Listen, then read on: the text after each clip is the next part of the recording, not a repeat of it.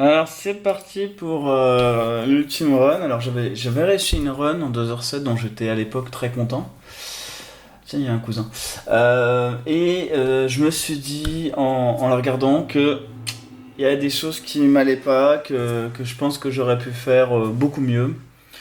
Et donc du coup, on va savoir pourquoi j'ai mis à peu près autant de temps à essayer d'améliorer ce score pour passer en dessous des 2 heures, chose que je pensais impossible, mais enfin du moins impossible sans tricher. Mais en voyant ma run, je me suis dit, mais en fait, je peux. Faut faire une partie parfaite. J'ai envie de dire encore plus parfaite, mais c'est possible. Et donc, du coup, on va voir si j'y arrive. En tout cas, c'est celle sur laquelle je reste parce que c'est un petit peu, c'est dur, hein, Dark Souls, hein. Surtout le 2 là, c'est voilà. Donc je fais clair comme d'habitude pour avoir une espèce de... Alors je sais plus comment ils appellent ça, mais en gros c'est une petite hachette. Voilà. Bon là je perds pas de temps. Voilà, je casse le truc. Et on s'en rend compte, mais non, en fait j'ai oublié de prendre l'objet qu'il y a dans le truc, ce pourquoi je le casse. Et il ne sert qu'à un endroit dans le jeu, et on va voir qu'au moment où je m'en rends compte, je ferai pas trop le malin parce que c'est un des moments qui me fait beaucoup peur dans le jeu. Et déjà qui me fait peur sans cet objet, mais alors avec cet objet, mais alors sans cet objet, c'est encore plus compliqué. Donc, euh, donc voilà. Là, du coup, run classique, on court, on arrive à Majula. Majula, qui est une sorte de hub central. En fait, surtout pour le début. En fait, c'est un peu comme dans le premier, une fois qu'on a déposé le calice, on a les quatre grandes âmes à aller chercher, les âmes de seigneur, pour aller à la Chambre du Boss. Là, en fait, on commence dès le départ par aller à quatre endroits différents pour aller tuer quatre boss, mais qui nous donne accès ensuite à la route principale, qui est en fait en quelque sorte un moment du coup qui devient beaucoup plus linéaire. Donc en fait, ils ont un petit peu fait l'inverse, si ce n'est que dans celui-là, en fait, on peut pas vraiment se perdre parce que il n'y a pas d'endroit où on y va trop tôt. En fait, c'est juste qu'on va mourir. Donc là, le marchand, on le tue. Alors en fait, j'ai évolué là-dessus parce que je me suis rendu compte qu'en fait, quand on lui donne un deuxième coup en, en R2, donc du coup en coup puissant, en fait, il ne s'en rend pas compte. Donc en fait, on peut lui faire 6 coups pour le prix de 3, sachant qu'il se réveille au bout de 3, et donc du coup là, j'ai plus qu'à le frapper. Chose qui avant pouvait créer un peu de tension. Là, je me suis pas rendu compte que j'ai oublié l'objet, donc pour moi tout va bien. Là, j'ai pas d'oubli particulier, je me remets le machin, donc je vais aller tuer le chasseur de. C'est Dragon Rider, là, je sais plus comment il s'appelle en français. Parce que j'ai vu trop de speedrun pour me. Donc là, en fait, on commence à droite, mais on ira à gauche plus tard. Mais en gros, de cette base, il y a 5 ou 6 chemins. Il y a le chemin duquel on vient, le chemin pour aller ici, donc aller chercher ce boss-là qui ne sert pas à grand-chose, si ce n'est à nous permettre de débloquer plus tard un accès. Un endroit où il y a un truc pétifré, donc en fait pareil, c'est un autre chemin, mais il faut avoir fait des choses avant. Le chemin qui nous amène à l'autre chemin de base et le puits. Et on en reparlera du puits parce que c'est un peu la logique des développeurs euh, par rapport au puits quoi. En gros pour eux c'est clair quoi. Donc c'est on en reparlera c'est l'humour. Donc là j'arrive du coup à la tour de flamme, zone en fait où il y a un boss qui est obligatoire et l'autre boss qui est optionnel qui est Ornstein qui est tout seul cette fois-ci qui n'est pas avec le gros mec qui a un énorme marteau qu'on voit dans le premier. Là, il est tout seul. Alors, il l'appelle pas pareil, mais en vrai, c'est exactement le même boss. C'est juste que tout seul, il fait beaucoup moins peur et il tape beaucoup moins. Donc là, faut faire attention parce qu'il y a un saut à faire, parce qu'il y a beaucoup d'ennemis en armure. Et il faut avoir un saut où on a quasiment toute son endurance pour faire le plus grand saut possible. En fait, ça, j'ai mis du temps à me rendre compte, mais en fait, quand on, quand on fait un grand saut, il faut absolument avoir assez d'endurance. Sinon, il fait un plus petit saut. Donc là, on compte les fameux pas. 5, 6, 7, roulade. On reste proche du bord pour qu'au cas où il ne soit pas tombé. Et il va tomber. Voilà. Donc là, il fait à peu près ce que je voulais. Donc c'est pour ça que c'est pas très grave de se prendre des coups avant. Parce que de toute façon, dans ce Dark Souls là, on est obligé de. On est obligé de De se téléporter tout le temps avec les feux. Donc là, on parle à Alicia qui, en fait, nous vend des miracles. Moi, je fais pas une partie avec des miracles, donc je m'en fous un petit peu, mais je vais avoir besoin d'elle à un moment. Donc là, on peut voir une petite flamme au fond. On peut être une petite flamme au fond, qui est en fait l'endroit d'où on vient, et donc moi, j'avoue que j'aime bien. J'aime bien. C'est pas un jeu très très très ouvert, entre guillemets, par rapport au premier, où tout était accessible depuis super loin, etc. Mais il y a quand même un petit peu de verticalité et de connexion au sein d'un même niveau, quoi. Donc c'est pas juste un seul plan. Donc du coup, il y a sûrement moyen de tricher à certains endroits, hein, mais j'avoue que moi je suis un peu partisan de on le fait comme ça a été pensé et on le fait du mieux possible. Parce que de sortir de la carte, moi j'avoue que je peux trouver ça intéressant. Donc là, c'est un peu le maître mot, c'est gagner du temps. Donc là, l'âme, elle prend 5-6 secondes à se consommer. Et là, comme la porte, comme d'ailleurs on voit bien que la hitbox de la porte est qu'une fois qu'elle est complètement. Voilà. Mais en gros, l'idée c'est de prendre les âmes au moment où on peut. Où elles ne sont pas comptabilisées comme du temps parce qu'on attend quelque chose qui se passe. Donc du coup voilà, donc là je prends une effigie humaine qui me permettra si je meurs de remonter le plafond parce que là je suis au maximum, mais à chaque fois qu'on meurt, le plafond de santé maximum descend jusqu'à la moitié. Et en fait on est en quelque sorte, ils appellent ça maudit. Donc là c'est la forêt, c'est un endroit assez anecdotique, il y a deux pauvres ennemis et, euh, et donc du coup voilà, faut juste pas se faire toucher.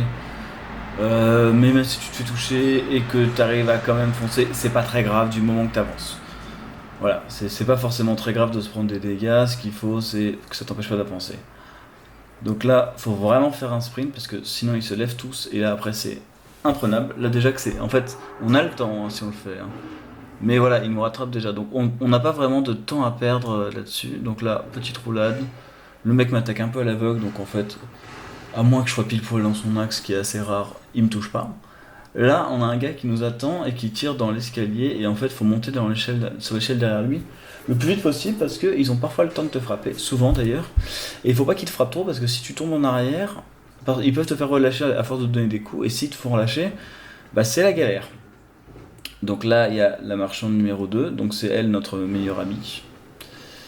Voilà, là je tue lui, je vois qu'il y en a un autre qui arrive et je sais que j'ai le temps de rallumer le feu pour reboot la zone parce que je ne sais pas combien suivent derrière. En général, deux maximum, mais voilà. Donc là on achète la clé du forgeron qu'on va voir tout ça, une branche pour dépétrifier des gens, les gènes de vie qui permettent de régénérer, en plus des fioles qu'on n'a pas pour l'instant, et des bombes.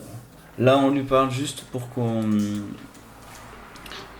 fait il aille au village. En fait, chaque PNJ, en fait, il faut leur parler 4 fois, soit pour qu'il retourne au village, comme c'est le cas des deux premiers auxquels j'ai parlé 4 fois, soit le forgeron qu'on verra plus tard pour qu'il active ce qu'il nous faut.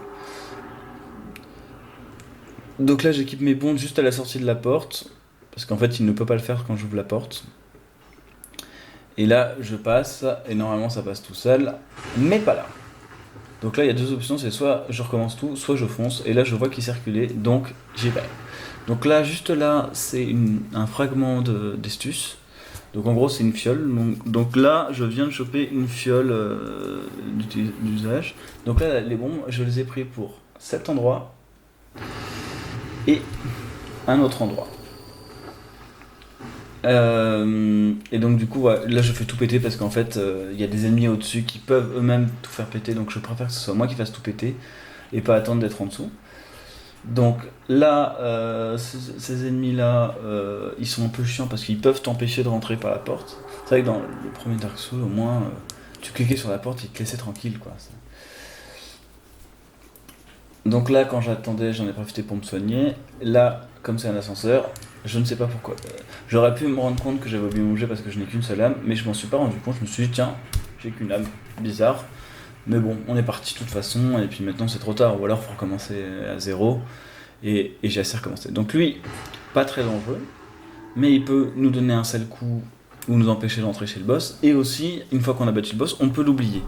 Et si on l'oublie, bah c'est chiant si on était à peu de vie. Alors maintenant je le connais ce boss là, donc il n'y a pas trop de danger. Mais c'est pas un boss à sous-estimer. Parce que même s'il est très prévisible, si tu te retrouves sans endurance et que t'as pas anticipé, bah, il va te frapper. Il va te frapper et il peut t'enchaîner. Là, par exemple, je m'en sors de justesse. J'avais pas spécialement peur, mais voilà, là j'attends que l'endurance remonte pour le frapper un peu plus fort en attendant qu'il riposte. Voilà, il y a des longues phases où il fait rien, donc du coup c'est pas très compliqué. Et de toute façon, il est très lent. Mais on n'est jamais à l'abri qu'il s'excite. Là, il s'est pas servi de son épée. Je ne lui en ai pas laissé le temps. Mais c'est vrai qu'il peut se servir de son épée, qui est très chiante. Et sachant que ce dernier géant, et ben, il a un peu la même façon de se battre qu'un boss qu'on verra beaucoup plus tard dans le jeu, qui n'est pas lui, parce que lui c'est le dernier, il est vivant. Mais en fait, il y a un petit jeu temporel, alors très sage, hein, c'est un flashback à un moment, faut pas s'exciter. Donc là, j'esquive mes potes, parce que je les aime plus, enfin j'ai pas besoin d'eux, et en fait là ils peuvent juste me ralentir. Et avec la clé que je viens d'avoir par le boss, elle me permet d'ouvrir cette porte-là, et cette porte-là nous amène au boss suivant, que je déteste, que j'ai eu beaucoup de mal à comprendre comment ça marchait. C'est vrai que maintenant, et en fait je prenais pas assez de marge d'un certain côté, et donc du coup j'y arrivais pas toujours. Donc maintenant en fait j'ai vu une technique beaucoup moins hasardeuse, en fait il faut juste se mettre plus à gauche. Moi avant je me mettais sur le tonneau qui est en voit là, maintenant je me mets sur le chariot et le tonneau. On esquive dernièrement, faut regarder que le bras, parce que sinon si on regarde le corps on esquive trop tôt. Et voilà, là il y a des arbalètes qui sont faites pour ça. C'est-à-dire que si tu rates ton coup, bah lui il peut foncer vers toi et les casser. Et donc du coup tu dois te battre un peu à la régulière, sachant qu'il fait beaucoup plus mal que toi. Bon, il est assez prévisible, mais voilà. Donc là on voit qu'il y a des ennemis qui tapaient un géant là au fond à gauche. Nous aussi on en a tué un, donc visiblement ils ne sont pas très populaires dans cette région. En même temps ils sont disparus, on ne sait pas exactement pourquoi, mais j'imagine qu'ils ont eu affaire à des oppositions. Donc là, je me téléporte à la forteresse oubliée, endroit où je reviendrai plusieurs fois. Donc là je prends la braise mourante, et je décide, c'est un peu le bien-être de cette partie, de ne pas sauvegarder dès que j'en ai l'occasion, pour grappiller des petites secondes par-ci par-là. Parce que je n'ai pas tant de marge que ça dans ce jeu-là, contrairement aux autres. Si je veux faire moins de 2 heures, il faut que je fasse vraiment une bonne partie. Donc là, je pose le tonneau pour tuer les ennemis en dessous. J'ouvre cette porte. Alors, ce coffre n'est pas indispensable pour le jeu, mais en fait, il y a une branche embaumante qui permet de dépétrifier, et j'en ai besoin de 4, et elle fait partie des 4 dont je sais où elles sont. Il y a un anneau que j'ai déjà, donc du coup, je m'en fous. Lui, il faut juste pas qu'il me tue parce que c'est le même ennemi que ce qu'on vient d'affronter avant d'arriver ici. C'est que tout le monde m'aime, c'est juste que c'est pas un boss cette fois-ci. Donc là, il y a des espèces de guetteurs, de gardes, qui sont pas très méchants, mais qui sont un petit peu résistants pour le début du jeu. Donc, faut pas trop s'amuser à essayer de les tuer parce que, à moins de maîtriser parfaitement les roulades, sachant que dans ce jeu-là, c'est un petit peu moins lisible que dans les autres, donc on a plus de fois l'impression d'esquiver et se prendre quand même les dégâts. Donc c'est vraiment, en fait, c'est vraiment le jeu où il faut regarder que la partie qui peut te faire mal, mais pas vraiment le reste du corps. Donc là, par exemple, il faut regarder que leur lance. Donc là, j'entraîne le tonneau pour aller sur la grosse fissure qui était sur le mur. Alors pour eux, c'était évident. Moi, j'avoue que la première fois, c'était un hasard en fait. J'ai fait tomber le tonneau et le mec a frappé dedans, ça a fait un trou dans le mur. Donc là, je prends ce feu-là. Là, je tournerai à cet endroit-là, mais pour l'instant, c'est pas la priorité. Et j'ai une route que en fait j'ai déterminé un petit peu tout seul à force de jouer. Et là, en fait, moi, ce n'est pas mon arme définitive, donc je n'ai pas besoin d'améliorer cette arme. Donc là, en fait, je vais créer ce que je deviendrai pour la suite du jeu. C'est-à-dire améliorer mes stats pour porter l'arme que je vais porter, qu'on va voir tout à l'heure, et continuer à ouvrir des chemins pour y revenir plus tard, quand je serai plus fort. Donc là j'augmente un petit peu ma vie parce que j'aime bien avoir un petit peu de marge. J'augmente ma dextérité en 12 parce que c'est une arme de dextérité et pas de force. Même si on la prend à deux mains, mais c'est plus pour les hitbox qu'on la prend à la main. Là j'augmente mes fragments d'estus. J'en avais trouvé un dans le puits et un sur la terrasse de tout à l'heure, et elle nous en donne un. Donc j'ai 3 fioles d'estus pour tout le jeu, et le reste je ferai ça avec des gemmes de vie, petites et grandes. Donc là, le forgeron a la porte ouverte, mais il n'est pas rentré. Il attend qu'on meure ou qu'on utilise un feu, ce que je vais faire. Et lui ne me servira qu'à une chose, c'est me vendre l'épée que j'ai envie d'avoir, c'est-à-dire la rapière. Alors pourquoi la rapière? Déjà parce qu'elle fait très mal, parce elle sort assez vite, et surtout elle sort dans l'axe, pile poil dans l'axe. Et donc du coup, s'il y a un mur ou un couloir, si nous on est dans l'axe, on est sûr de toucher l'ennemi. Et j'avais testé avec la hache qui fait pourtant beaucoup plus mal en dégâts. Elle fait genre 40% de plus. Mais en fait, vu qu'on tape à moitié en diagonale tout le temps, bah s'il y a un mur, du coup on tape le mur quoi. Donc là j'achète 10 crânes élégants et 4 os de retour, et surtout l'anneau du chat. Et donc là j'en parlais tout à l'heure du sens de l'humour des développeurs, c'est-à-dire que en fait il y a un puits où on voit des passerelles, donc on devine qu'on peut y aller, et eux ils nous vendent un anneau du chat qui limite les dégâts de chute. Donc eux considèrent que c'est assez clair pour qu'on se dise c'est le chemin normal pour aller dans le puits. Parce qu'en fait, voilà. Et donc ça c'est une route qu'il faut vraiment, c'est du par cœur, donc il faut tomber pile poil sur la plateforme. Les deux prochaines ne font pas de dégâts, sauf si là j'ai eu un petit peu peur de tomber, je suis arrivé vraiment sur le bord. Ensuite on saute, re-dégâts, on tombe, un petit peu de dégâts, et là il faut soigner, parce que même si on réussit la séquence, ça fait un peu trop de dégâts. Donc là il faut aller à gauche de la petite pointe, tac, tac, parfait. Là on tombe, attention au rebord, parce que parfois c'est un peu chiant de devoir redescendre d'un rebord.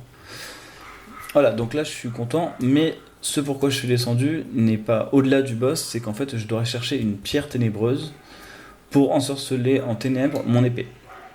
Et la pierre ensorceleuse est dans ce petit lézard. Donc roulade pour faire une attaque très verticale, et coup tout de suite. Voilà, j'ai ma pierre ténébreuse, j'ai un fragment de pierre, ça je m'en fous. Et donc eux, faut faire très attention parce qu'en fait ils éjectent en plongeant. En fait, ils font un plaquage en avant et ça fait une explosion. Et cette explosion nous fait assez mal, et au-delà de ça, nous repousse. Donc du coup, vu qu'ils aiment bien qu'on soit devant eux à distance, c'est pas top top. Donc là, je tombe sur la poutre. C'est pas indispensable, mais ça m'évite de me prendre des dégâts inutiles. Et donc là, je continue. Ça, c'est le chemin tout à fait normal. Voilà, ça c'est ils considèrent que c'est le chemin normal pour arriver à un des 4 boss obligatoires. Je compte pas celui qui est tombé tout seul, parce que lui n'est pas obligatoire, il n'est obligatoire que parce que le personnage derrière peut nous servir.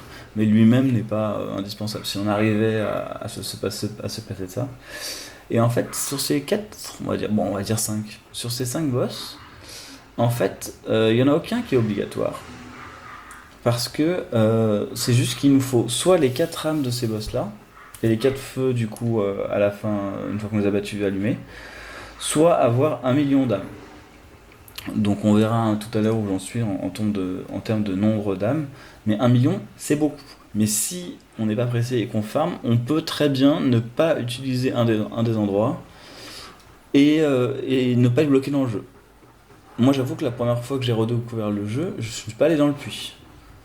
Donc là faut faire gaffe parce qu'il y a un mec comme tout à l'heure, voilà, là je le tue avant qu'il saute, mais pareil il te fait exploser.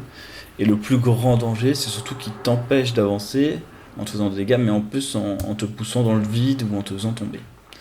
Donc là c'est pour ça, le plus simple c'est de le tuer, sachant que tu le tues en un coup, donc il n'y a pas de raison de se priver. Là il faut tomber tout en douceur sur un ennemi, parce que lui pareil, sur cette petite plateforme, s'il nous fait tomber, on meurt. Sachant que voilà, comme on voit, il y a beaucoup de chemin à faire dans le noir. Alors certes, on le connaît, mais il y a toujours un peu d'aléatoire. Les ennemis peuvent plus ou moins être dans l'axe du pont et donc plus ou moins te gêner. Et si tu essaies de les esquiver et qu'ils te frappent, ils te font tomber, donc c'est le genre de truc qui te rend fou. C'est comme ne pas tuer un boss alors qu'il lui restait un cheveu et qu'on était convaincu qu'on l'avait tué, mais en fait non, il nous redonne un coup derrière.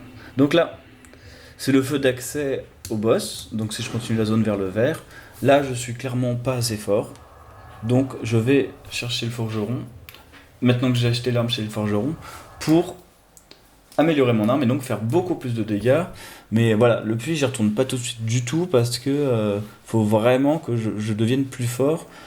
Si tu joues parfaitement, tu peux tout battre tous les boss du premier coup, mais ça implique de jamais se prendre de dégâts.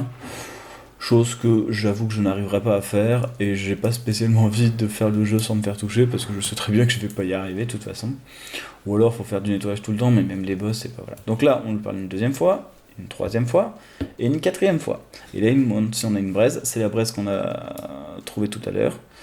Voilà, j'achète un truc pour augmenter la durée de mon équipement. J'achète deux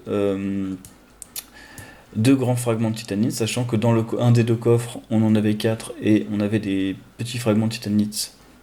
Non, on avait des fragments de titanite, donc là il nous donnait tout, et des grands fragments, il fallait en acheter 2, et la pierre de chevalier permet d'infuser l'arme. Donc elle aura une petite icône sombre à côté d'elle quand on la portera. Comme je ne l'ai pas prise avant, du coup on la verra toujours avec, on la verra pas sans. Et en gros ça permet en fait d'équilibrer ces dégâts entre les dégâts magiques de ténèbres et les dégâts physiques de l'épée, que eux pour le coup ont réduit, mais comme la plupart des ennemis craignent les ténèbres, et ben ça marche très bien. Donc là j'achète, avec tout ce qui me reste comme argent, j'achète des gemmes de vie, j'en ai 41, et ce sera ma principale source de soins, parce qu'en fait les fioles de l'estus sont très bien, elles soignent à peu près la moitié de la vie il me semble, mais ou un tout petit peu moins. Mais le problème c'est que elles sont un peu plus lentes, et on est obligé de boire, alors que l'autre, la gemme, c'est juste on la casse et on se soigne. Alors progressivement certes, mais on se soigne. Et c'est vrai que parfois c'est rassurant, c'est qu'en fait on a pris 3 parce qu'on avait quasiment plus de vie, un ennemi nous frappe, mais en fait c'est pas grave parce que comme la montée du soin est progressive, voilà, là je prends mon arme, et bah du coup parfois on récupère quand même toute sa vie. Donc là j'utilise ma première branche ancienne embaumante pour libérer ça, voilà. Donc en fait ça c'était un premier obstacle du jeu, c'est-à-dire que c'est un chemin normal, mais on ne peut pas y accéder tant qu'on n'a pas la branche embaumante. Et comme il y a pas mal de trucs à embaumer un peu partout, on peut aussi parfois les consommer à tort. Alors normalement il y en a assez et on peut toujours en acheter, c'est juste que je ne sais pas où. Mais on ne peut pas être bloqué qu'à cause de ça. C'est juste qu'il faut savoir où aller les chercher, où les trouver. Donc là, comme la porte met du temps à s'ouvrir, c'est pas que je me la pète, mais je me soigne parce que bah j'ai pas de temps à perdre, et vu que j'ai besoin d'avoir le plus d'âmes possible, dès que j'ai une minute où je peux, même pas une minute, mais quelques secondes où je peux consommer mon âme qui me prend du temps et qui me rend vulnérable sans être en danger et sans perdre de temps, il faut le faire. Parfois même pendant les boss, ça arrive. Quand par exemple on vient de le tuer et que la porte extérieure n'est pas encore ouverte, on consomme l'âme du précédent parce que l'âme du boss actuel n'est pas encore disponible. Voilà. Donc là, il n'y a rien à faire ici de spécial, il faut juste courir et éviter. Et là, on va arriver à un carrefour où il y a 3 chemins. Le chemin dont je compte pas celui dont on vient. En face, il faut y aller tard. À droite, il faut y aller tout de suite. À gauche, il faut y aller après qu'on ait les fameux 4 feux. Donc là, c'est une zone qui est un peu traître. C'est une zone où tous les ennemis sont invisibles. Alors on les voit un petit peu si on regarde bien, ils sont un peu plus clairs que la fumée. Mais surtout, en fait, on voit leurs flèches. Et du coup, en fait, ils peuvent te frapper, voire te frapper dans le dos et te faire énormément de dégâts sans que tu puisses faire quoi que ce soit. C'est juste que voilà, faut pas rester sur place à rien faire, parce que sinon c'est risqué. Et il se trouve que là, moi, je vais chercher un anneau qui est très important. Alors parfois, j'ai oublié de le mettre, mais il aide quand même vachement. C'est-à-dire que c'est un peu comme le bouclier dans Dark Souls 1. C'est un anneau qui te permet de régénérer ton endurance plus vite, une fois que tu l'as consommé. Ce qui est pas mal quand même quand t'as donné tes 3 coups, que t'as plus d'endurance, du coup ça te permet à l'endurance de monter un petit peu plus vite. Alors on s'en rend pas forcément compte à l'œil, mais quand on joue, on s'en rend compte, parce qu'on souvent on s'habitue à l'avoir. Là il y a un feu derrière, je ne l'utilise pas pour grappiller un petit peu de temps, parce qu'en fait là maintenant je suis arrivé à un moment où si je veux réussir ma run, il faut que je considère que l'échec n'est pas permis, et si l'échec n'est pas permis, je n'ai pas besoin de jouer la sécurité à prendre les feux qui sont juste avant. Ce que je prendrai, ce sera soit parce que je suis vachement trop loin et que parfois j'ai besoin de régénérer mes sorts, soit parce que j'aurai besoin d'y retourner plus tard. Globalement, ça va être ça. Il y a assez peu de feux que je vais allumer pour rien. Donc là, on court parce que tout simplement parce que le boss est un petit peu loin. Donc là, une espèce de 8 en fait. Là, il y a un rond et on rentre dans un autre rond où on va rencontrer, on va dire, la sœur de Quelaag dans le premier. Ce n'est plus une femme araignée, mais elle va nous dire qu'elle est tout de suite une femme scorpion. Alors, boss, en fait, qui peut faire très mal, très vite, mais qui a un gros angle mort, c'est-à-dire que si on est au niveau de sa queue bien en arrière et qu'on frappe que sa queue, en fait, il va pas forcément avoir le réflexe de rectifier, et donc du coup, on peut le frapper, le frapper, le frapper, parfois jusqu'à ce qu'il meure. Ça dépend des fois. En fait, ça se joue à assez peu de choses, mais parfois il peut s'en rendre compte, aller sous terre. Là, il se trouve que j'ai eu un tirage parfait, c'est-à-dire qu'il n'a pas bougé, et même moi j'ai raté quelques coups, deux ou trois, et ces coups-là en fait étaient suffisamment proches de la queue pour qu'il ne cherche pas à changer de stratégie, chose qui était pas très maligne vu que je l'ai tué en un coup sans qu'il me touche. Mais j'en sors bien parce que parfois il recule, il prend un sort, le sort faut l'éviter, mais en même temps faut aussi éviter ces trucs parce qu'en gros c'est un sort qui se dirige tout seul, qu'on peut utiliser nous-mêmes d'ailleurs. C'est ça. En fait, ça crée 6 boules, et ces 6 boules seront autoguidées vers un ennemi au bout d'un moment, en fait. Et du coup, lui, bah, il peut continuer à t'attaquer avec sa queue et ses pinces, et en même temps avoir des sorts magiques. Donc du coup, il faut vraiment faire gaffe. Alors souvent, quand il touche une fois, tu tombes par terre, et pendant que tu es par terre, les autres boules se déclenchent, donc tu te prends pas les 6. Mais tout dépend de ton niveau de pied, ça peut suffire à tuer. Donc là, on est dans une espèce d'endroit qui est assez vertigineux, on verra pas le fond parce que tout simplement il est tout noir. Mais en gros, c'est des espèces de sculptures avec plein de technologies, etc. où il y a en fait des pierres de Pharos qui fourmillent un peu tout le jeu, qui se mettent dans des socles de Pharos, c'est en fait cette espèce de bouche. Et en fait, ça te permet de débloquer un secret. Alors, rien n'est extraordinaire, hein, globalement. Il y en a une, c'est un piège. Il y en a une, elle t'ouvre un passage pour aller voir un boss optionnel. Il y en a une, elle se remplit d'eau. Elle remplit une espèce de mare d'eau. Et cette eau-là est magique et te soigne. Et au moment, à l'endroit où elle est placée, ça peut être appréciable. Donc là, il faut faire attention. Il y a des ennemis qui passent. Il faut y aller en courant parce qu'ils te jettent des rochers d'en haut. Et donc là, j'utilise mon crâne élégant qui sert de leurre aux ennemis. C'est-à-dire qu'ils vont foncer sur le crâne pour le frapper. Et moi, ça me laisse le temps d'ouvrir juste la porte. Et le temps que le crâne soit fini, bah, je suis déjà trop loin pour qu'il me pourchasse. Alors parfois, t'en as qui sont un peu plus téméraires, mais globalement, c'est comme ça que ça marche. Donc là, si on regarde mes icônes, alors c'est vrai que j'ai pas dit pourquoi j'avais tué le prochain marchand, mais si on regarde mes icônes, j'ai en battant le boss avec les arbalètes plus de dégâts. Le deuxième, c'est plus d'âme via mon anneau que le marchand m'a donné, plus ma tenue. L'anneau de chat pour les chutes, et les 3 trucs verts, c'est régénération d'endurance plus rapide. Donc là, c'est un boss un petit peu qui n'en est pas un, en fait, c'est juste des ennemis de base qui sont tous réunis avec une espèce de mage en dessous. Donc voilà, là c'est un peu, on donne ses coups et on s'en va parce que c'est pas le boss le plus dur du jeu, loin de là. Mais il peut quand même t'emmerder si tu commences à te retrouver frapper un peu de tous les côtés en même temps, sachant que les ennemis n'attendent pas leur tour pour frapper, hein. Ils te frappent tout le temps. Donc l'autre, il a une espèce d'onde de choc qu'il faut pas se prendre parce qu'elle t'éjecte et en plus elle te fait mal, donc un petit peu comme les hommes de sable. Lui, il est plus résistant que son voisin, je ne sais pas pourquoi. Donc là, hop, j'accepte de me prendre le dégât pour le tuer parce que c'est un soigneur. Et donc lui, avec mon attaque puissante, je sais que ses attaques sont annulées, donc j'ai même le temps de temporiser, d'attendre que ça recharge un petit peu et de le refrapper. Ouais, là les autres ennemis arrivent. Alors si je regarde le bas, c'est parce qu'en fait ça indique la direction de mon épée, et donc du coup l'épée est plus basse. Sauf que là j'y arrive pas. Donc par sécurité je le fais, hop, voilà. En fait c'est le bout de la carte, ça attaque plus bas. Si on y va en fait de face, on tape au-dessus d'eux et c'est difficile de comprendre pourquoi. Donc sauf que quand j'ai découvert ça, j'étais content parce que du coup j'y arrive mieux. Voilà, donc on était dans une espèce d'église. On a remporté la victoire, toujours pas de feu. Donc là, de toute façon, à partir du moment où je rate un boss, la run est finie.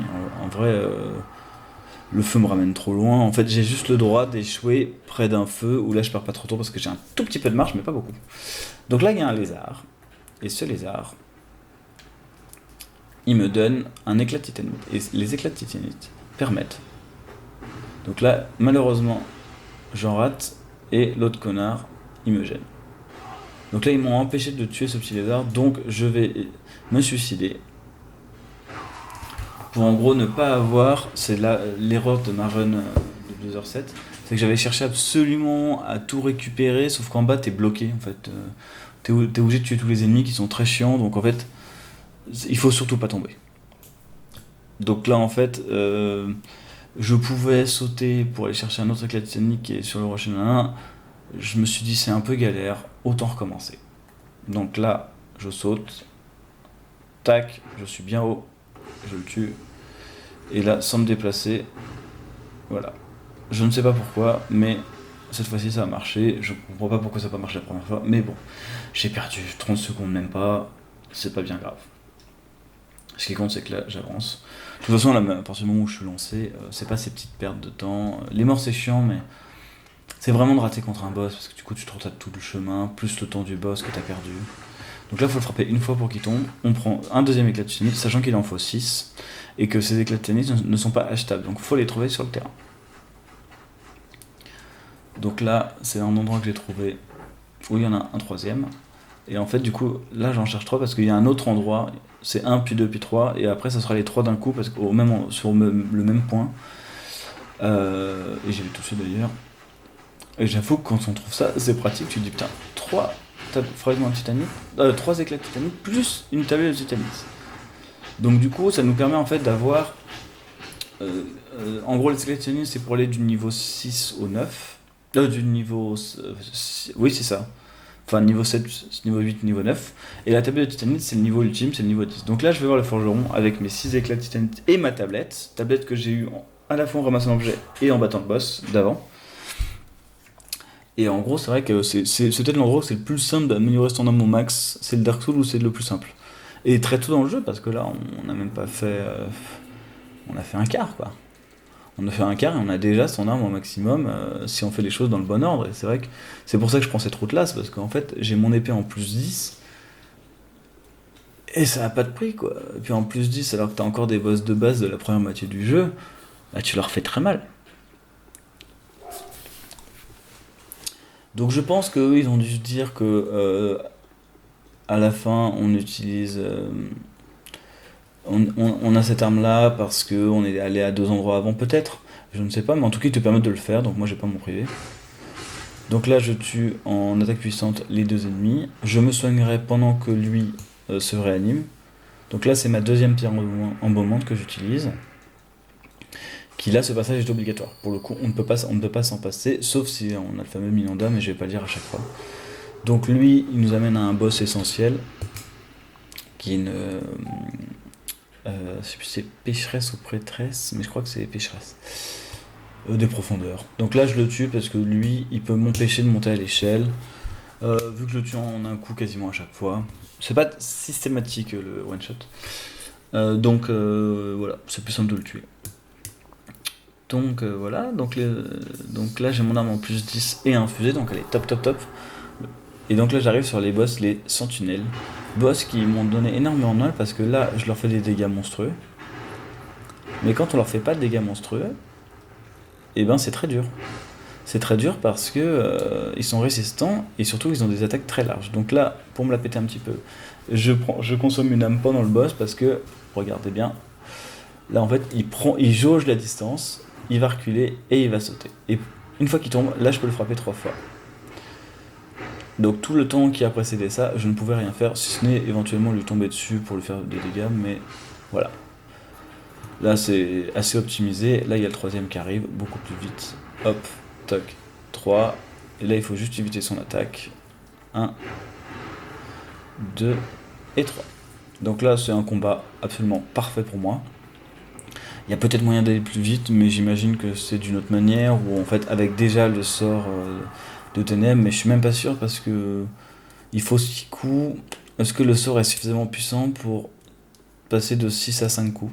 Voilà, alors là je suis après le boss. À gauche il y a un feu, à droite il y a un ennemi qui éclate si on marche trop lentement, donc c'est sympa après un boss d'éclater. Ah l'humour, hein. L'humour de Dark Souls. Hein. Donc là il faut aller directement à droite, monter l'escalier. C'est le chemin normal. De toute façon, je prendrai toujours le chemin normal. Donc là, il y a des petits ennemis qui sont comme tout à l'heure, qui font des plaquages et qui explosent. Et surtout qui t'éjectent. Donc là, la grille met un peu de temps à s'ouvrir. Donc j'utilise mon âme. sachant qu'il y en a une deuxième. Donc là, pareil, hop, je me proche de la tour pour que lui, il fasse son truc, voilà, il éclate, il meurt. Vu que je suis mort tout à l'heure, j'ai utilisé mon euh, Régie humaine, ou légie humaine, attends, c'était quoi, c'était effigie humaine. Voilà, je tue lui parce que je sais très bien qu'après il va me poursuivre et il me gêne. Là ensuite on va chercher à ouvrir la grille qu'on va voir maintenant, et on le tue lui, on fonce sur la grille, et si j'ai pas tué le gars d'avant, là il est très proche de me sauter dessus et de me faire des dégâts. Et vu que je suis dans un coin, je peux me retrouver bloqué. Sachant que je rappelle que là de toute façon, vu la distance du dernier feu, j'ai pas le droit à l'échec. Donc lui, tant mieux, il me jette une boule de feu, qui est une attaque assez lente vu que j'avance, donc rien de très problématique. Là je tombe avec l'anneau du chat, j'ai pas de dégâts. Et là j'active et je reste pas dessus parce que si je reste dessus, l'ascenseur est peut-être assez proche des ennemis, et si les ennemis décident d'aller sur l'ascenseur, là ça peut être gênant parce qu'ils peuvent te tomber dessus et toi t'as pas la place de te battre en fait. Sachant que eux ils te donnent un coup, ils peuvent te faire tomber. Donc là on arrive à la pécheresse. Donc là derrière nous il y a un mini-boss qu'on verra pas mais qui est dans le bateau pirate. Là je passe à la surface juste pour aller plus vite. J'ouvre la grille qui cette fois-ci s'ouvre assez vite, et tant mieux parce qu'il y a pas mal d'ennemis qui me poursuivent après. Alors je ne me retourne pas, mais là on en avait un en bas de l'image. Et donc là, il y a une porte à gauche, une porte à droite, mais en fait il y a des objets dedans, mais en fait elles ne mènent sur rien en fait. Enfin c'est juste de la curiosité si tu veux y aller, mais a priori il n'y a pas vraiment de danger. Donc là on arrive sur la pétresse qui est une espèce de combat d'épéistes.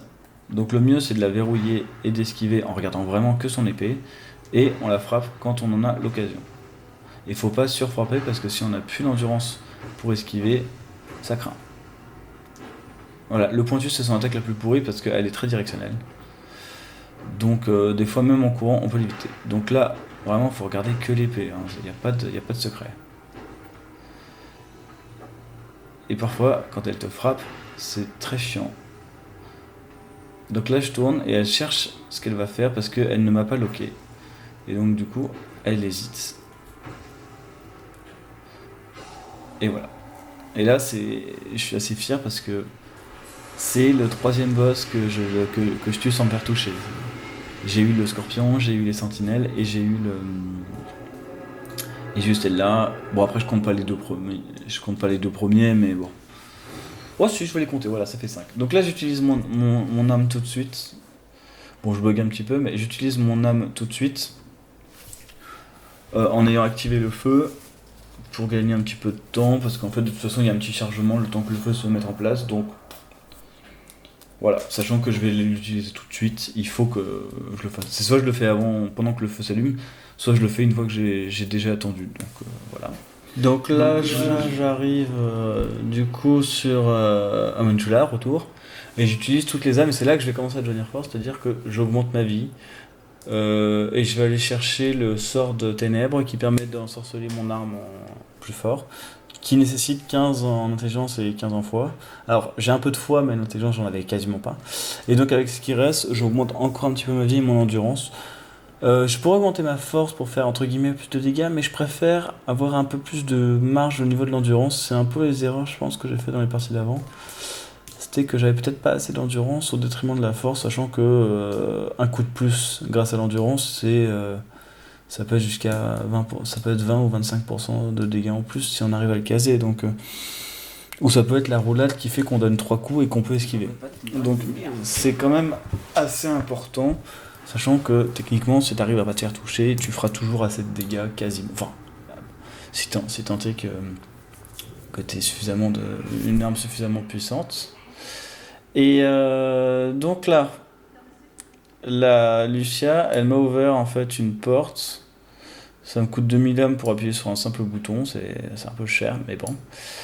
Et donc du coup, ça me permet d'accéder à un des autres chemins, voilà, qui n'était pas le plus, c'était le dernier chemin en fait auquel on avait accès, et qui va me permettre de rencontrer un mage, qui va me vendre le sort et le bâton de magicien qui permet de le lancer.